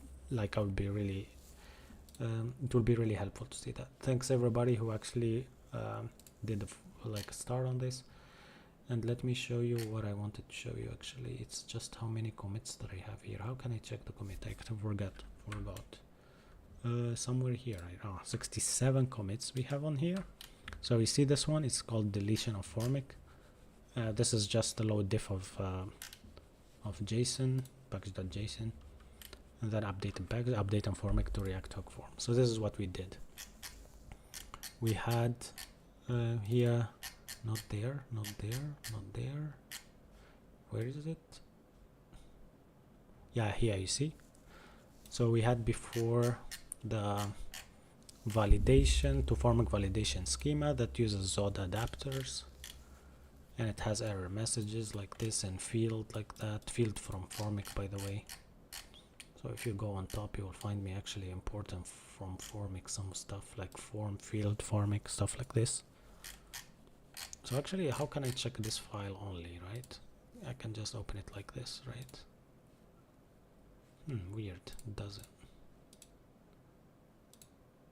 Okay, let me check it, view file, yeah. So here how it was actually. There is a Formic validation schema from Zod Formic adapter, and I think this is really weird, but it uses kind of like the same approach, right? No, this is the new approach. Come on, why I am actually, this is what I didn't delete, yeah? Okay. Kinda, yeah, you get the point. I don't wanna really kinda like go too much about this, but here you go. This is how it was. Yeah. Cool. But this is for the contact page, by the way, not for the login page. Yeah, let's now try the login. We don't have any user, by the way, so We need actually to make one for sign up. Yeah, but we will do the sign up tomorrow. I think that will be better. Yeah, cool. So now we have that working as I show you here. If I just log in, if I just put nothing, it will just be, this is not a valid email. If I put like this, it should be cool. And this should be cool, log in, and it shows that. Awesome, thank you guys in the chat. And let's continue. Cool. What are you going to code? I'm actually coding an app. Thank you, Jessica, for asking. A lot of people here, I know that they are clueless about what I'm doing. And I'm actually building an app that is called White Noise, where you can listen to white noises and actually work at the same time, or study, or whatever. And that's it. Yeah, and the other time that I'm here, I'm just learning with the chat and or Leetcoding. Yeah. I answered, did you use a view before? I actually didn't. Okay, I did once. I did once, but I didn't like it much, honestly. Kind of for me was bugging me out. It wasn't like the right thing for me, as I were actually very used to React, and I'm doing React mostly at work. Yeah.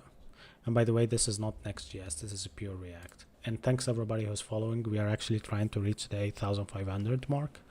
So that will be amazing if you just share this live stream, make people know about it. We stream every day, by the way, and I'm trying my best to kind of learn as much as I try my best also to develop this kind of stuff. And I'll show you this application. Actually, it's not really easy. We started from zero, literally. And look at this. By the way, we are now trying to actually replace Firebase, by the way. And we have a Firebase provider somewhere, like this one here.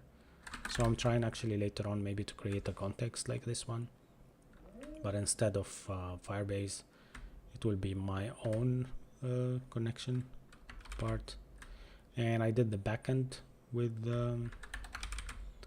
Express, and I can show you like my server. Oops, that's my environment variable, but it's not a harm. You can see them. It's not something really much cool. You just like port and an auth thingy. Here I use Express, course, Morgan Dev for seeing actually my backend, how it works. So now whenever I actually apply one of the backend stuff, it will just show me the port. Let me show you an example. Actually, I will just trigger it right now. If I go to not login, but the normal page, and I refresh too many times, I have logs like saved in my terminal. Come on, scroll down. You see here, like here, what I selected over here. That's the logs that I want to see whenever I actually query my backend. That's Morgan. It's called Morgan, right? Also, what I created like some controllers. These are my Passport.js controllers. Basically, you can read them,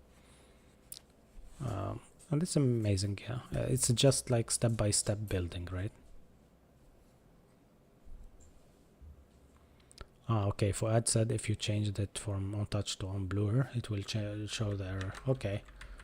I will go there and change it for you. Why not? Yeah. So this on touch will be on blur. And then let's go back where were we? This is my user login, my user register, and I did also GWT token part where I did this configuration for Prisma. By the way, I actually did a lot on this project. Now that I see it, it's kind of cool. This is like a to-do list in my app. Right now I show it to you how it works actually. It's actually cool. This is Firebase connection. It's not the login that I was showing you actually. I'm right now trying to log in, and boom. So this is a focus timer. You put the timer and you go down and you say, hey, I want to kind of like listen to coffee sound. Is the sound listenable? You can listen to me and the sound at the same time. Share your secret API key. No, I won't share that for sure. But yeah, we have like forest one and a lot of stuff actually. Like, yeah. So that's cool.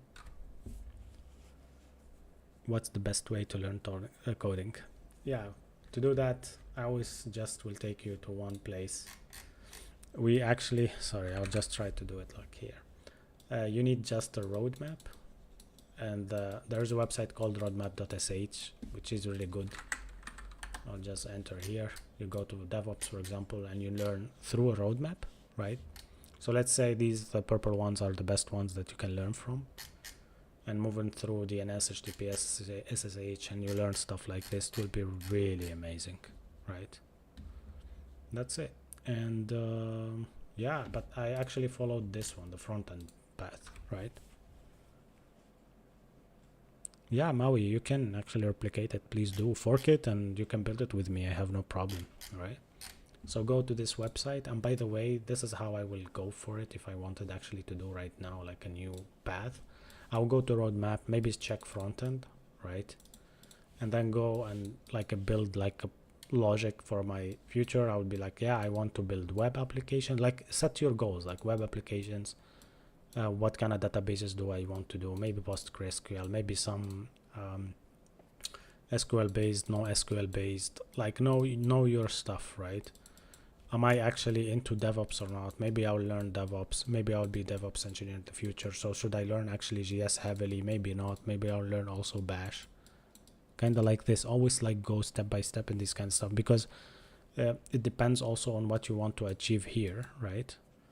So be really good with reverse engineering stuff. So if I say, okay, I want at the end I want to do web has front and has back end, right? And they are two wallets. Like here you can learn Express, or you can actually go, okay, as my HTML, CSS, and my JavaScript is more important, I will learn them first. So if you find yourself here in JavaScript finding a really hard time learning it, like a really hard time, then for backend, and if you want to do like full stack, let's say, for backend, don't learn anything else but JS. So Express makes sense for you, right?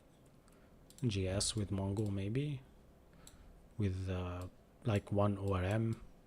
Go for Drizzle. Drizzle is really nice. Drizzle, and so on, like that. Like start to reverse engineer the whole thing, right? The easiest coding language is Python. Look at my H. Whew. So Python is really the best when it comes to modular functions, because for us, for example, if we want to do a sum of array of 1, 2, 3 in JavaScript, we will do the reducer, the reduce function that takes like a 0 here and a callback here, what we call callback. This callback will return like accumulator plus, I don't know, plus current, right? And we will do like, instead of Python, you'll be like, okay, array.sum, come on, what's next, right? And that's it. I mean, it's kind of like that, right? What problem is your app solving? So my app is solving not a big problem, kind of like it's solving that it will have a lot of things at the same place. So it will have a timer like this, a break timer as well. It will have my, as I said, my player to actually play some white noises like this one. All right. I have one like as if there is French people talking in the background. Yeah, and then there is this application part where if you don't like my white noises, you can just write something like this, and it will actually check if the URL is good or not. By the way, this iframe as if it's hidden, basically. Let me hide it. Actually, let me see if that is play none, right? Yeah, you will have a play button here. It will play that, actually. It started it, you see? Even though that it's hidden. And it's run this kind of fire. Cool. I mean, we are getting kind of like freaky with it. We are trying also now to add the to-do list for it. So we in our Prisma,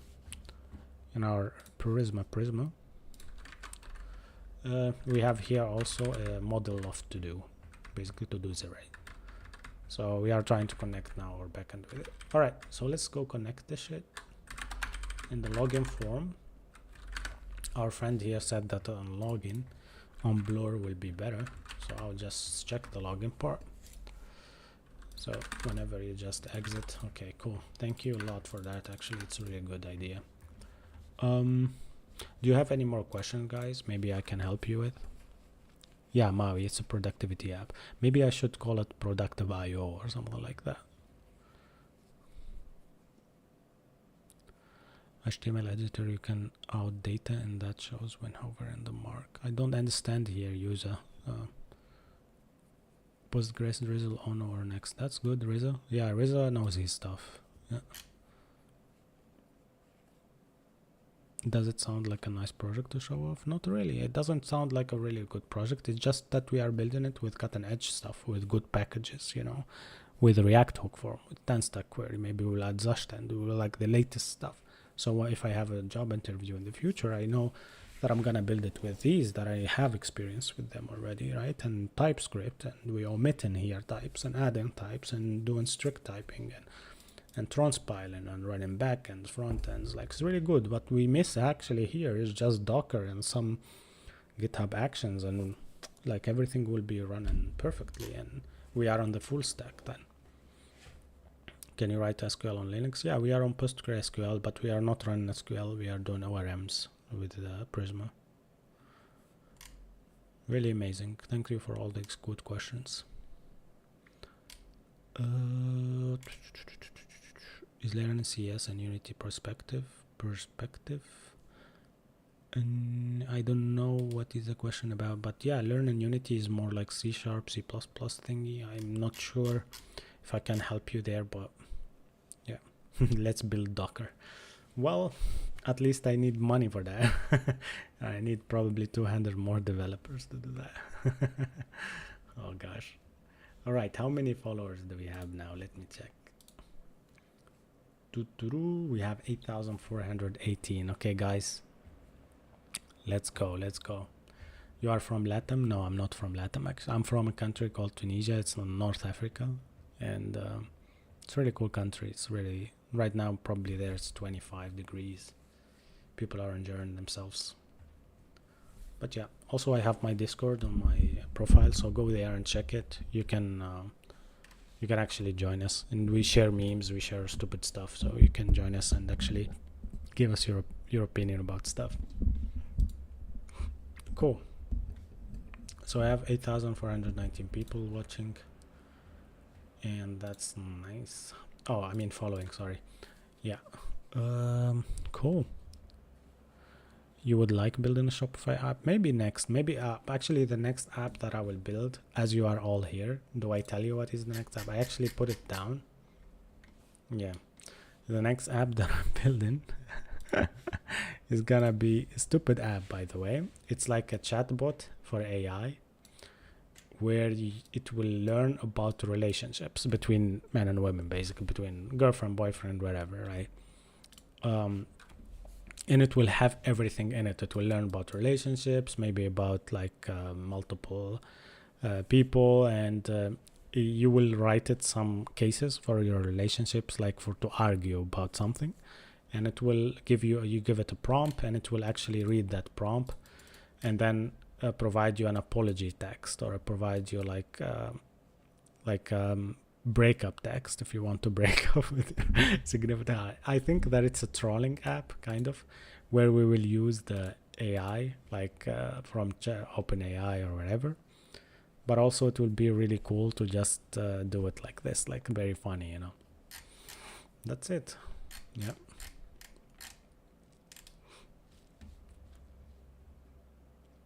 Yeah, Daniel, it's very interesting actually. Yeah, conflicts and positive and points of relation, something like that. Yeah.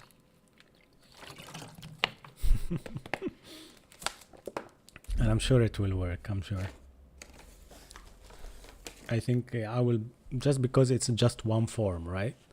And we will build it as a SaaS, like literally small SaaS. Yeah.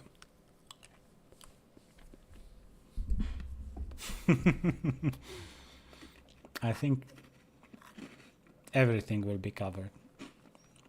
I think we don't even need to teach ChatGPT about relation. He knows already, so just we use its API and see how it works, right?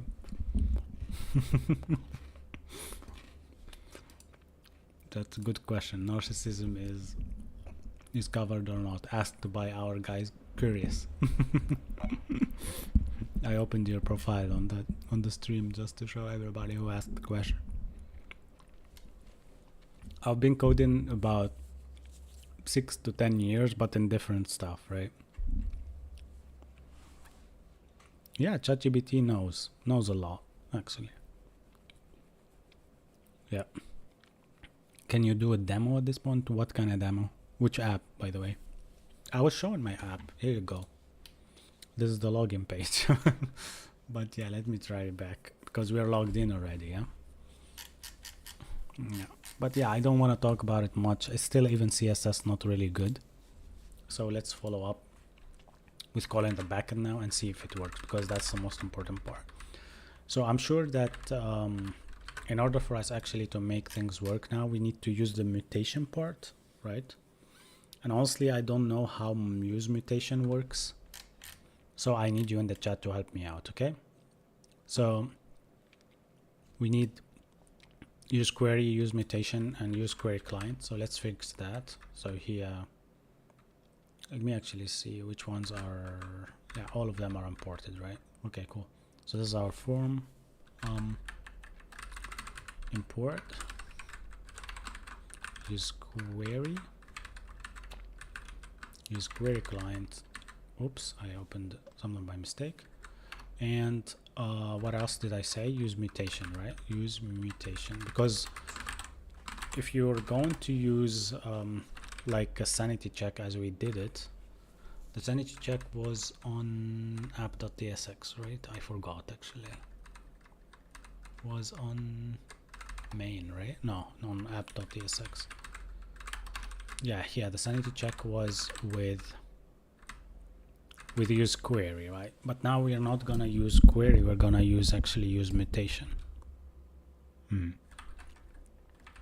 So let's gonna open that here. It's on login form, so we can jump between two files and it's gonna be easy for us to understand what we're doing, right? So how does that work, chat? Help me out, please. Let's build it with Doc. Yeah. How was your journey to get your NeoVim skills right? Still, actually, my NeoVim skills not that right. You see me actually scrolling like this all the time. I don't like that. I want, like, for example, to be like this 27G or 20K, right?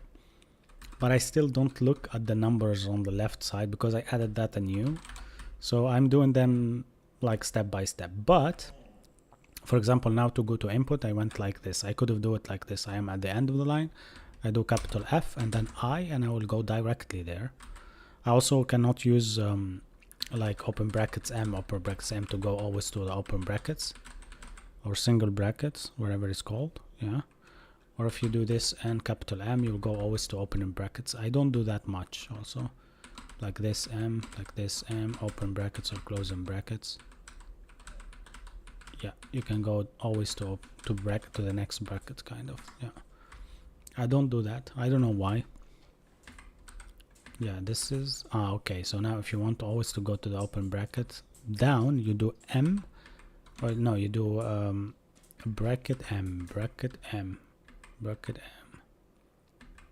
And if you do bracket capital M, it will go always to the closing bracket for some reason. Yeah, that's also, I don't really do much like use. But yeah, for example, if I want to do like select 3 lines, I will do 2G, right?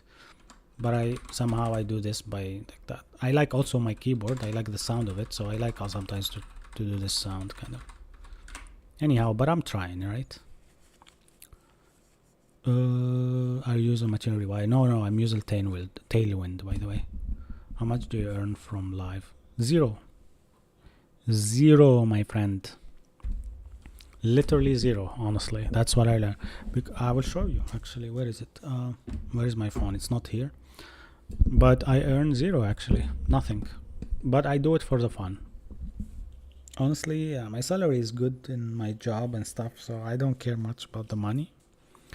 But yeah, I mean, it will be good to get some support, like subscribers and stuff like that. Sometimes I mention it, but I still feel shy to tell people go subscribe to my TikTok or whatever, because it will cost them, I don't know, €4, and TikTok takes like 80% or something. You will be left with €1 until you have 100k or 200k followers to discuss this stuff with TikTok. And I think I am one of the creators that won't get too much like emails in his box saying, hey, can you market this or market that. I don't think so, but if that happens, I would be super happy. Actually, if I make 100 euros a month with this, I would be like, wow, like this is working. But I don't care, actually.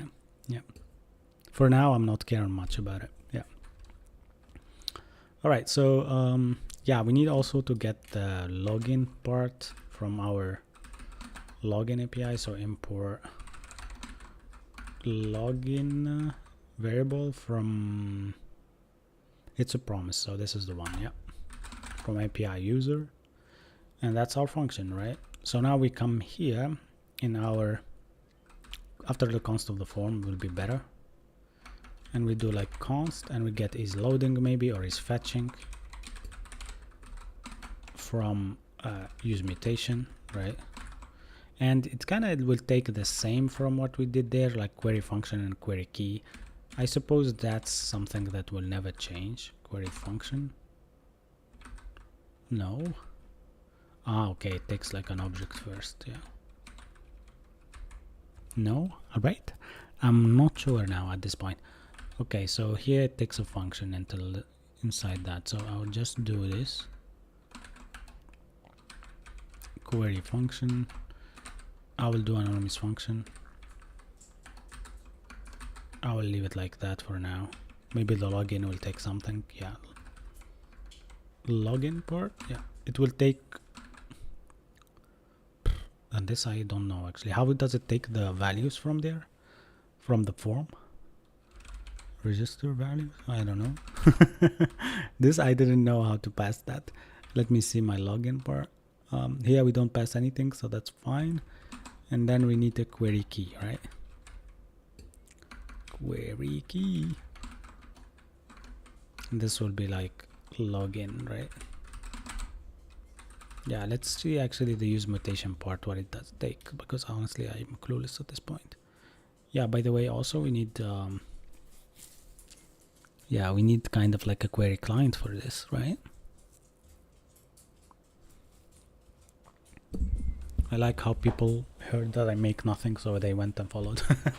That's really nice. Thanks a lot, by the way, for been working on advanced content editor. Pretty drained. Oh man, what is it about? Like, how is it? Is this React? Yes, it's React, by the way. React with just React, kind of. Yeah. All right. So now I'm trying actually to. I need the form data. Let's say. How can I get the form data directly from use form? From the hook of React hooks? Is there a way to do that? Or I have an idea. Okay. I have an idea actually. On submit, we can do mutation.mutate instead, right? Yeah, Claude will tell me for sure, but I don't want to do that. So what I was thinking actually is that we do that, and then we do mutation.mutate, something like that. That's how things work in this word. But the word mutation.mutate is actually from React mutation. So use mutation needs to return something, right? All right, cool. Let's do this. Const mutation. Mutation. Now this will work, right? No, actually won't work, because our function here will need to be returned. So this all is wrong. Query key can stay, I suppose. No, it also goes away, right? So here it will be mutate function, yeah. And this mutate function can be like takes a target, and this will be probably a React form event or something like that, right? Yeah. Should it be like that, or HTML form element? I'm clueless, but I think I'm close to it. I think that just needs to be like that, and then it opens like this. Then here we need just to get the form data, just new form data. I don't know how it's even done. And then you give it the form that it does, and it will be the e.target. Oof, I think. What is Claude AI? Claude AI is just ChatGPT from Microsoft, I think. I worked on React for a bit, but never could instead completely come from C#. Well, for sure, you will find a lot of problems while learning it because of the states and stuff you're using to hardly typed languages, and then you come to something that you don't understand. Are you mimicking TechFriend? No, actually, TechFriend already follows me, which is really funny. Yeah, because I always took him as a really good example, and he is really knowledgeable about AI and stuff like that. But I don't know, does he do actually React? User tech, maybe you can tell me. But yeah, he's a really good dude. I watched some of the videos, and he's really on another level. He's probably better than me, like so much. Yeah. All right, TypeScript. Yes, Mirage. We are on TypeScript. His name is Mirage, or her name. Sorry. All right, cool. How many followers are we on right now? Wow, we are on 8,441, which means that we are just 59 users away from 8,500. Right, cool. Thanks a lot everyone for actually following and also supporting. You can also go to my profile also and click the link for Discord.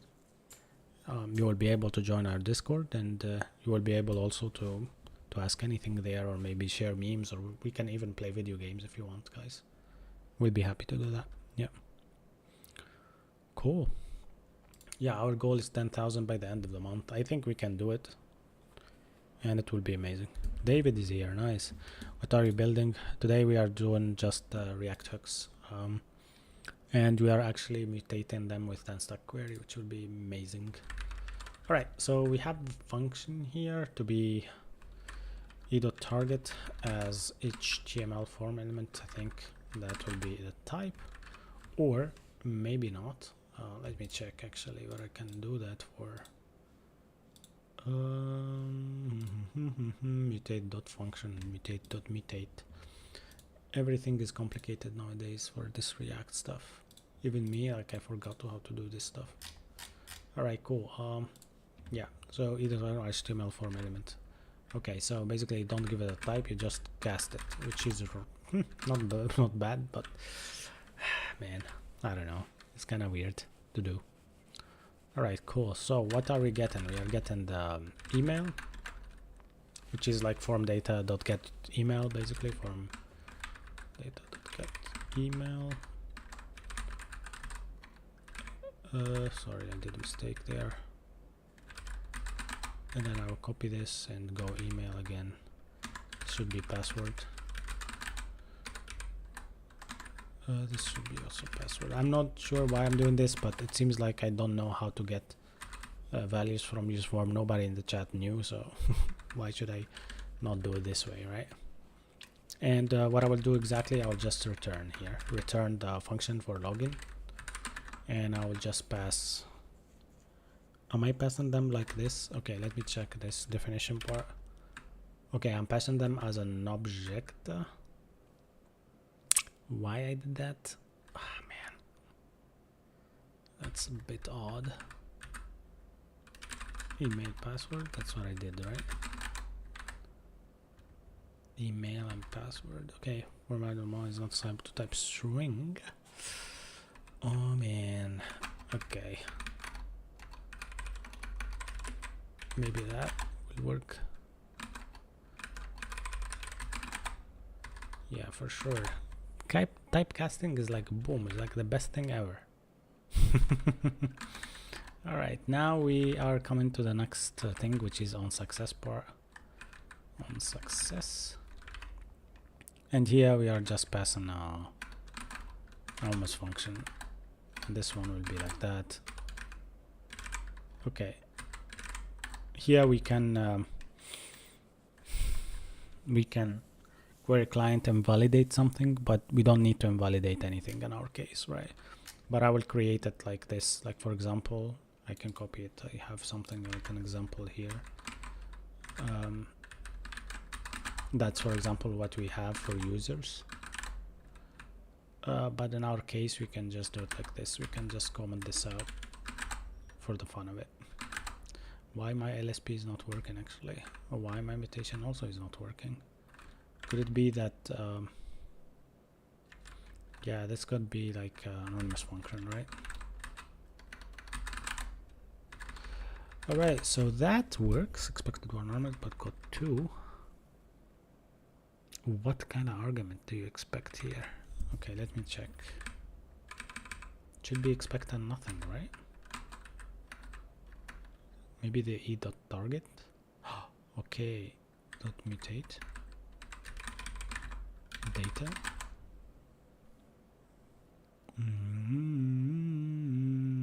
Okay, might be that you just get our data from here, right?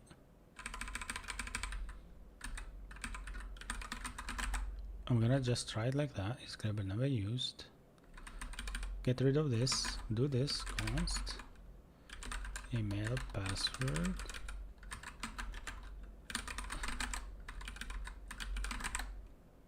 Property password is exist on type void. Is not assignable for a method of type void. Oh man, property password does not. Why? It's a mutate function, right? Can you know here what to do exactly? It needs some form event. Yeah, also I don't need the cast to target as well. Okay. Pass login schema type. Okay. Alright. That might seem correct, yeah.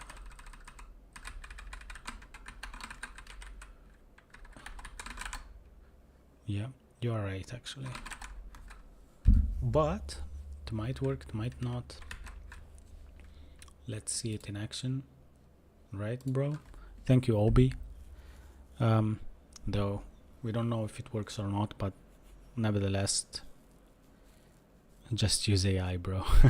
No, I don't want to use AI. I would never use AI. Right now, me and Obi are like, how to telepathically, or how to say that the word? We are communicating, you know, with our minds. Yeah. So that it might be that I will not forget it anyway in the future. Yeah. Cool. And also I have 2 neurons working in my brain, and I don't want to actually include AI right now. Yeah, you shouldn't need AI for something like that, correct. All right, cool. So let's try it out right now. Actually, I might show you how I'm doing this. So everything seems fine. We will do later. What we will do is kind of like the separation of concern. We have actually a login form component right now, right? This login form contains like a lot of stuff in it. Like even it contains like the Z information or the Z info of Zod. It contains also the schema part. What we need to do is maybe take these outside, like put them in an own schema file or something like that, schema.ts. This also types.ts, something like that, right? And these functions maybe create like a function for that use query or use mutation. Like we create a function that works as a handler each time you use a use mutation, maybe like a use mutation hook or something like that. So that's my goal at the end. But for now, everything is cumbersome, but I don't care much about it. All right, so now I'll just try like to see if validation works. That works perfectly. So now a.a, and then I'll type wherever. I see here that that is there, so the alert will block our network stuff. So let me check now. If I just do okay, and then the login is not working. Why? Because it passed the email and password correctly, which is cool. It's called an API/login. Is it register login? Yeah, login. And it says 500 internal server error. It should return the error though. It says query.catch is not a function. Query function.catch. At query disconnect. Okay, so this is a backend issue. All right, let me check out why. This is because our backend is a bit cumbersome as well. It's just that I created like this controllers for login, and it's not an async function. It calls this query disconnect function and add this as a callback, right? And then if I go here, go to definition, basically. Come on, go function. Oops, is it really not working? Yeah, you see here. So go the query function is not a specified different type, it says. Okay. Here we tried actually to make a type of promise, but it didn't work for us last time. So now maybe it does. Let's try again. So now I'll just log in again. That's it. And then the login returns same thing. I'll try to refresh, or maybe I'll refresh the whole thing. Yeah. I actually assume that it doesn't work for sure, but yeah. So this is not working as intended. Yeah. Saying that it's wrong. Correct. I'll read the chat though, just to know. That's bright. Nice. AI is for the weak. You shouldn't need an AI for something like that. That's correct. What are you coding? Right now we are actually doing a login function with the passport.js and stuff. That's what we are doing. But the login is failing though. Even though that it's not a problem that it's failing because we don't have accounts anyhow. But what I want to do is just to see that it actually calls the backend, right? .com and then here test. So that's correct, and then the payload is passing, so the function is running, but it says, you see there the error, API login 500, query is not a function, query function.catch is not a function, it says. I don't know, man. It's an async function for sure. Might be that this could be a promise dot catch, specify a different type. All right, let's ask the GPT for this, because honestly at this point I am just clueless. I'll ask the GPT. I will show him everything. I will tell him about all the stories that we are doing. User register. Actually, we need user login for this this kind of thing. And then we show him the error and see if he can actually figure it out. But at this point, it's a type error. It's not anything else but a type. Yeah. Our guy here said query function. You need to call the function. Okay. I mean, I think that's correct actually, because now here it might be that you mean that, right? Then therefore, does this work? No. Okay, I will put it as any still. So that needs to be called. Correct, actually. You're right. Yeah. Man, this guy is having like the eagle eye. Right, let me try it. But let's see if it works or not though. Alright. It's a server error. It's not a client error. I still didn't ask the GPT yet. So we are trying still with the login part. Somehow I need to clear this. Let me refresh. I'm now trying login 400. Okay, wait a second. I mean console.log type of query. If it doesn't work, it does work.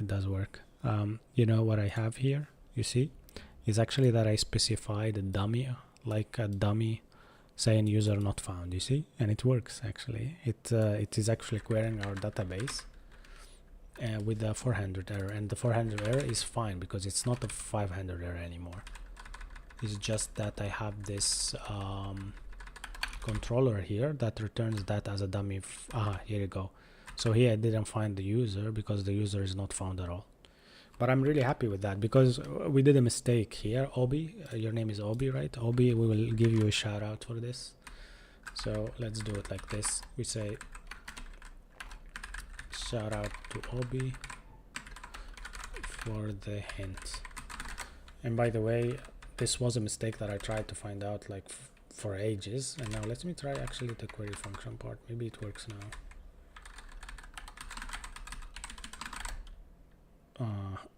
Yeah, but oh sorry, I did wrong here. Query, the expression is not callable. Okay, do you know what is the type probably that we need to do here? Maybe okay, let me actually guess it. It might be like this, and then you return that. Obi is a genius, man. Let us try it. Yeah, I guessed it, right? I think I'm not bad myself. Yeah, I should. Yeah, let's go. This login is not, yeah, correct. Thank you, mate. Thank you. You know, this is, we kept like on a live stream like 2 days ago. We kept trying and trying. Nobody knew it. Nobody found it actually. All right, so shout out to Obi. Let's push, because honestly right now I'm really happy with where we are. We did the login page. This is the app that is working already with Firebase. We will delete all Firebase stuff later, and we will make sure that the authenticate and the GWT working. Maybe we can show them in the chat for some people. You can read our controllers. So these are the, oops, there's a problem, right? Oh, I don't like this. It says argument of type promise record and undefined is not assigned to parameter of type query func. All right, I might copy the same thingy. How can I copy this? Promise response any record, string any or undefined. You know what? I don't like this, so I will try to cast it up. This is very easy, right? As a query func. That's what I call it, right? And I might let me try it actually, copy it from here and paste it just here for fun and see if I can just cast it, because honestly I don't like what it's returning.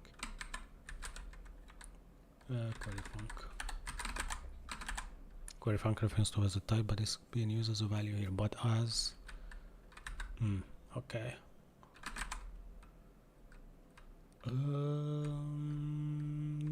But it should be casted as, right? Let me just do this as.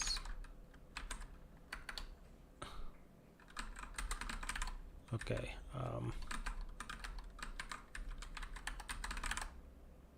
Still the same error, kind of. Okay. Let me check again. Let me see your error. I think you cannot see it completely. It's just that I can make a screenshot of it, maybe. Or you can go to Twitch to see it, because it's a full screen. So it says argument of type wherever, promise. So probably it's just this, like this one needs to be promise of response, not void of response. And you open here and you say also, this is what, yeah, I think this only can solve the issue, but it says no. Also this one can be of type any, and what else does it say? Yeah, response is not generic, it's saying kind of. It is generic, come on, why it's not? Oh man. Okay, so might be that this one also needs to be undefined, right? Because it's so void, right? But still I see the same error, even though maybe response of generic of any and record, maybe, I don't know, record class. Okay, requires 2 type arguments, it says for record. I don't know. It might be that we need to get the promise type exactly. Response class is not generic. Yeah. drop the response. Okay.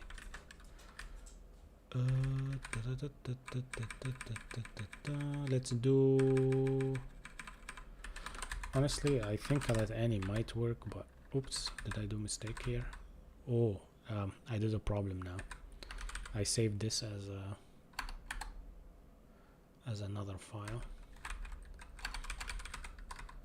Controllers, and where is my db stuff? db init. Yeah, I think void's still good because that's it, but I honestly will check it. We'll check it tomorrow. I don't think that is a problem now, as it is doing this, and the yeah, the argument is doing well. Let me just try to see if there is any problems behind me now. Yeah, so you see it's returning 400. This is Vim. Yeah, it is Vim. It is Tmux with Vim. But what should I use in a turn of promise, right? You might be unknown, as our friend said. Unknown. Okay, so unknown. But unknown, isn't it like very general at this case? Right? I might be actually checking more TypeScript in the future. Alright, Obi, I think if Obi or who's else who actually is really good here, Reza Day also is really good with TypeScript. Can you guys maybe recommend me like the best TypeScript course that I can get in this case? Because honestly, yeah, it works now, it's very good. Everything is fine with unknown, but I might actually be more into this in the future to just get better at it. Yeah. Generic from unknown means you don't know what the item it is, and you should confirm it before using it. So therefore I need to confirm the type of returned by my query and disconnect function, right? Yarko said that the best is okay, typehero.dev. He said that's where I need to check typehero.dev.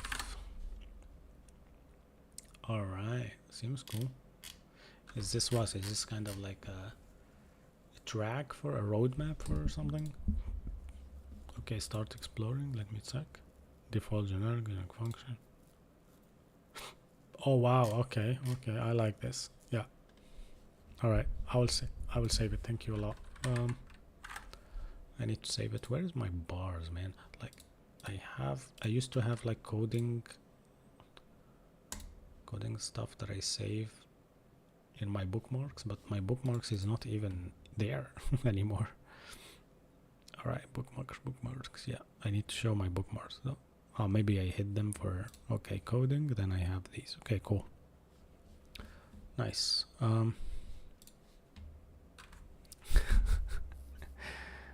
What type is a query func? It's just a promise. It just runs and returns a catch.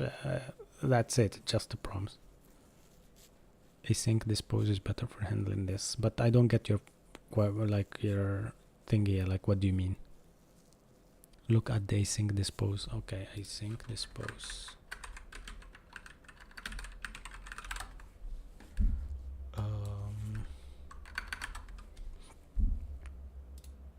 Oh, okay. So we can create a disposable async function. Okay, but isn't this like performing a whole async public class or something like that returns whatever? I was thinking that maybe there's just a type that we can use and move on. That's what I was thinking. Why should I actually create that kind of thingy myself? Or maybe I can use the promise and maybe omit something from it or whatever.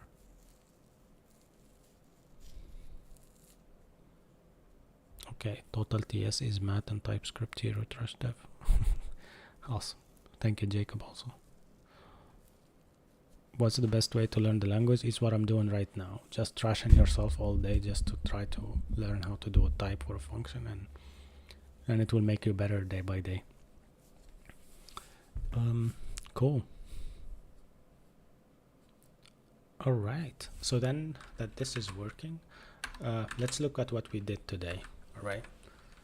So we did actually general. So let's go into the application and check one by one. So our Prisma model basically connects to our PostgreSQL. So here, if I just do this and I do brew services list, we will find out that PostgreSQL is running there. So this is the config part.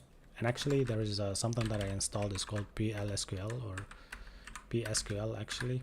And as you see here, I'm just connecting with who am I, which is kind of, I don't want to show you my username, but it connects to the database. And if I do D, it will show me also the to-do array, which is actually migrated correctly, which is cool. So yeah, cool. This is a Prisma migration category, to-do and user. And the app, as I said, it's just like getting ready right now to fire everything with the front end, as you see, and yeah, the backend will take care just for right now to create some categories for some users, some to-do lists and stuff like that. Later on, maybe do like some Kanban stuff. And yeah, so now we can quit this. We can return to npm run dev. When I run this, it will run everything together with rimref, and it will create a new dist folder for us. And this dist folder basically is what I'm reading with the package.json, as I said. So here I have this part for NodeMon to actually listen on TypeScript watch to see if anything changed with TypeScript. Then it actually runs again the NodeMon. But before running any build or pre-serve, it just runs the build again, which deletes the dist folder and return it back to life. Yeah, the server is very simple. But the good part about all of this is the front end, where I shine better. Today we created this login form. Also, we don't have anything to validate here, probably to validate the user, right? But we don't have any get user. We have an authenticate function though in the backend, and user register part also that I didn't do. So here the user register is here. User register request and response. So basically it checks if the existing user there, then actually register it. But right now, for some reason, I started with login, and then after it logs in, I will call the passport part. I'm not sure about this passport part. Should it work like this? Should session be like this? I have no fucking idea. I know that GWT, we used it and I forgot already how I used it. I have an environment variable for a payload, and it's a string basically, and it checks if the user there and throws, hey, user not found, if it's not found. Otherwise it just match you and move you forward, right? We're gonna replace Firebase for this. I don't like Firebase. I want to actually load my stuff myself. So if I go back to hooks, maybe not hooks, components, Firebase index, and then go to show you actually how it was working before. We're working through a context, I think it's called. Let me just go back to close this one and show you my components. And then here you go. This is the Google sign in button, and then the context should be in reusable, right? No, here you go, auth context. Yeah. And this is Firebase. So all of this needs to be deleted, kind of. Yeah. And even the Google sign in button that I have now, it should be deleted because it uses sign in with pop-up from Firebase auth, basically. And auth also as a context from Firebase. Yeah, I mean, yeah, all of that will get gone, and we move forward. I mean, we have our Pomodoro here. We have everything set up actually. Just now, in the future, we do the CSS. We do some GitHub actions. We do PM2 on the server. We will do PM2 with GitHub actions. That would be good. Nginx server PM2. That's it. And then I have a VPS we can try with this, and everything will be available for you guys to try. And yeah, we have the backend working with this sanity check for 10-stack query. I mean, we really did a good job. Thank you all for being here actually. Okay, I will add up. This is what we did today, kind of like sum it up a bit. Connect, or not connect, like create login form plus connect 10-stack mutations or something like that, right? Yeah, let's push it. So if you are actually wondering where is this from and where I am pushing this, I will show you, and you can do a PR and correct everything. I also have actually tasks for you guys if you want to help me. So you go to my GitHub, this is my name, do a screenshot with your mobile maybe if you want to keep it. Otherwise, you can look at it and go down to white noise. This is the project, and yeah, here in develop you will find everything. Really glad we are at this stage, and thanks everybody who's here and helped a lot. Thanks Obi, thanks Rizzo, thanks everybody who's amazing, Jacob as well for the latest inputs.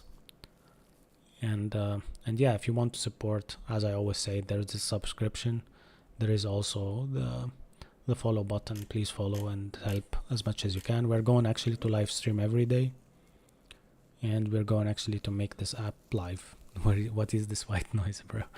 The white noise basically app is just this app here that contains white noises. So basically now I can play you a coffee sound in the background, something like that. And also fan, fire, forest, whatever. I'm using like a falsy image here, and I'm also using this input to just run something from YouTube, so you can listen to like fire sounds as well, something like that, right? Also we have a break timer like this. We are working now on the stuff, and yeah, hopefully it works good. Yeah. I think Jose here corrected us with this being actually correct. It can work like this directly. You don't really need to do it like a callback function twice. Yeah, I put like this is wrong, basically, as if I am putting like an on change or an on change where I know that I already passed the event, and without any argument. So if it's without, then I do this kind of, yeah. Correct. Yeah, let me check if it works though.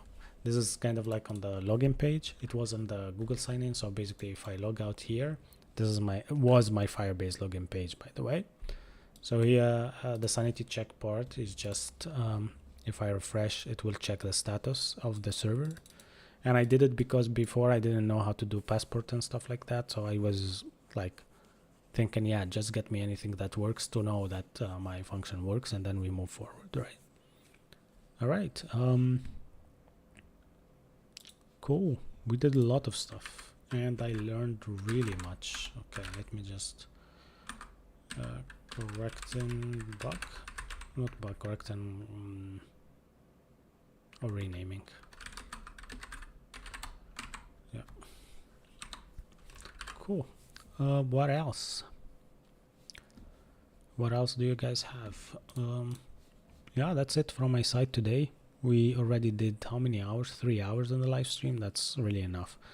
So tomorrow I will also live stream starting 10 p.m. CET. If you are in America, basically you can come in and 3 p.m. CST. That's the American time, which is really good, I think. But if you are in the Europe, that's CET, German time, it's always 10 p.m. Who's asking about what can you advise for incoming college and IT programmer? I'll reply actually to your comment with the website that I always check and tell people to go to.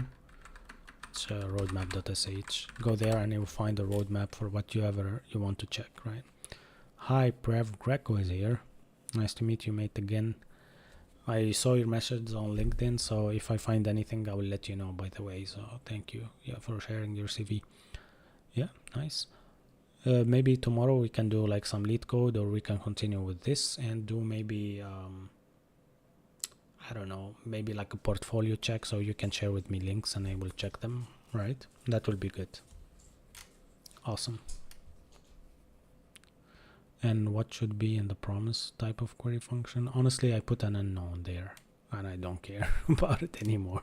Yeah, unknown seems to be fine, but as Obi said, like there's something called async dispose. We can check it for the future.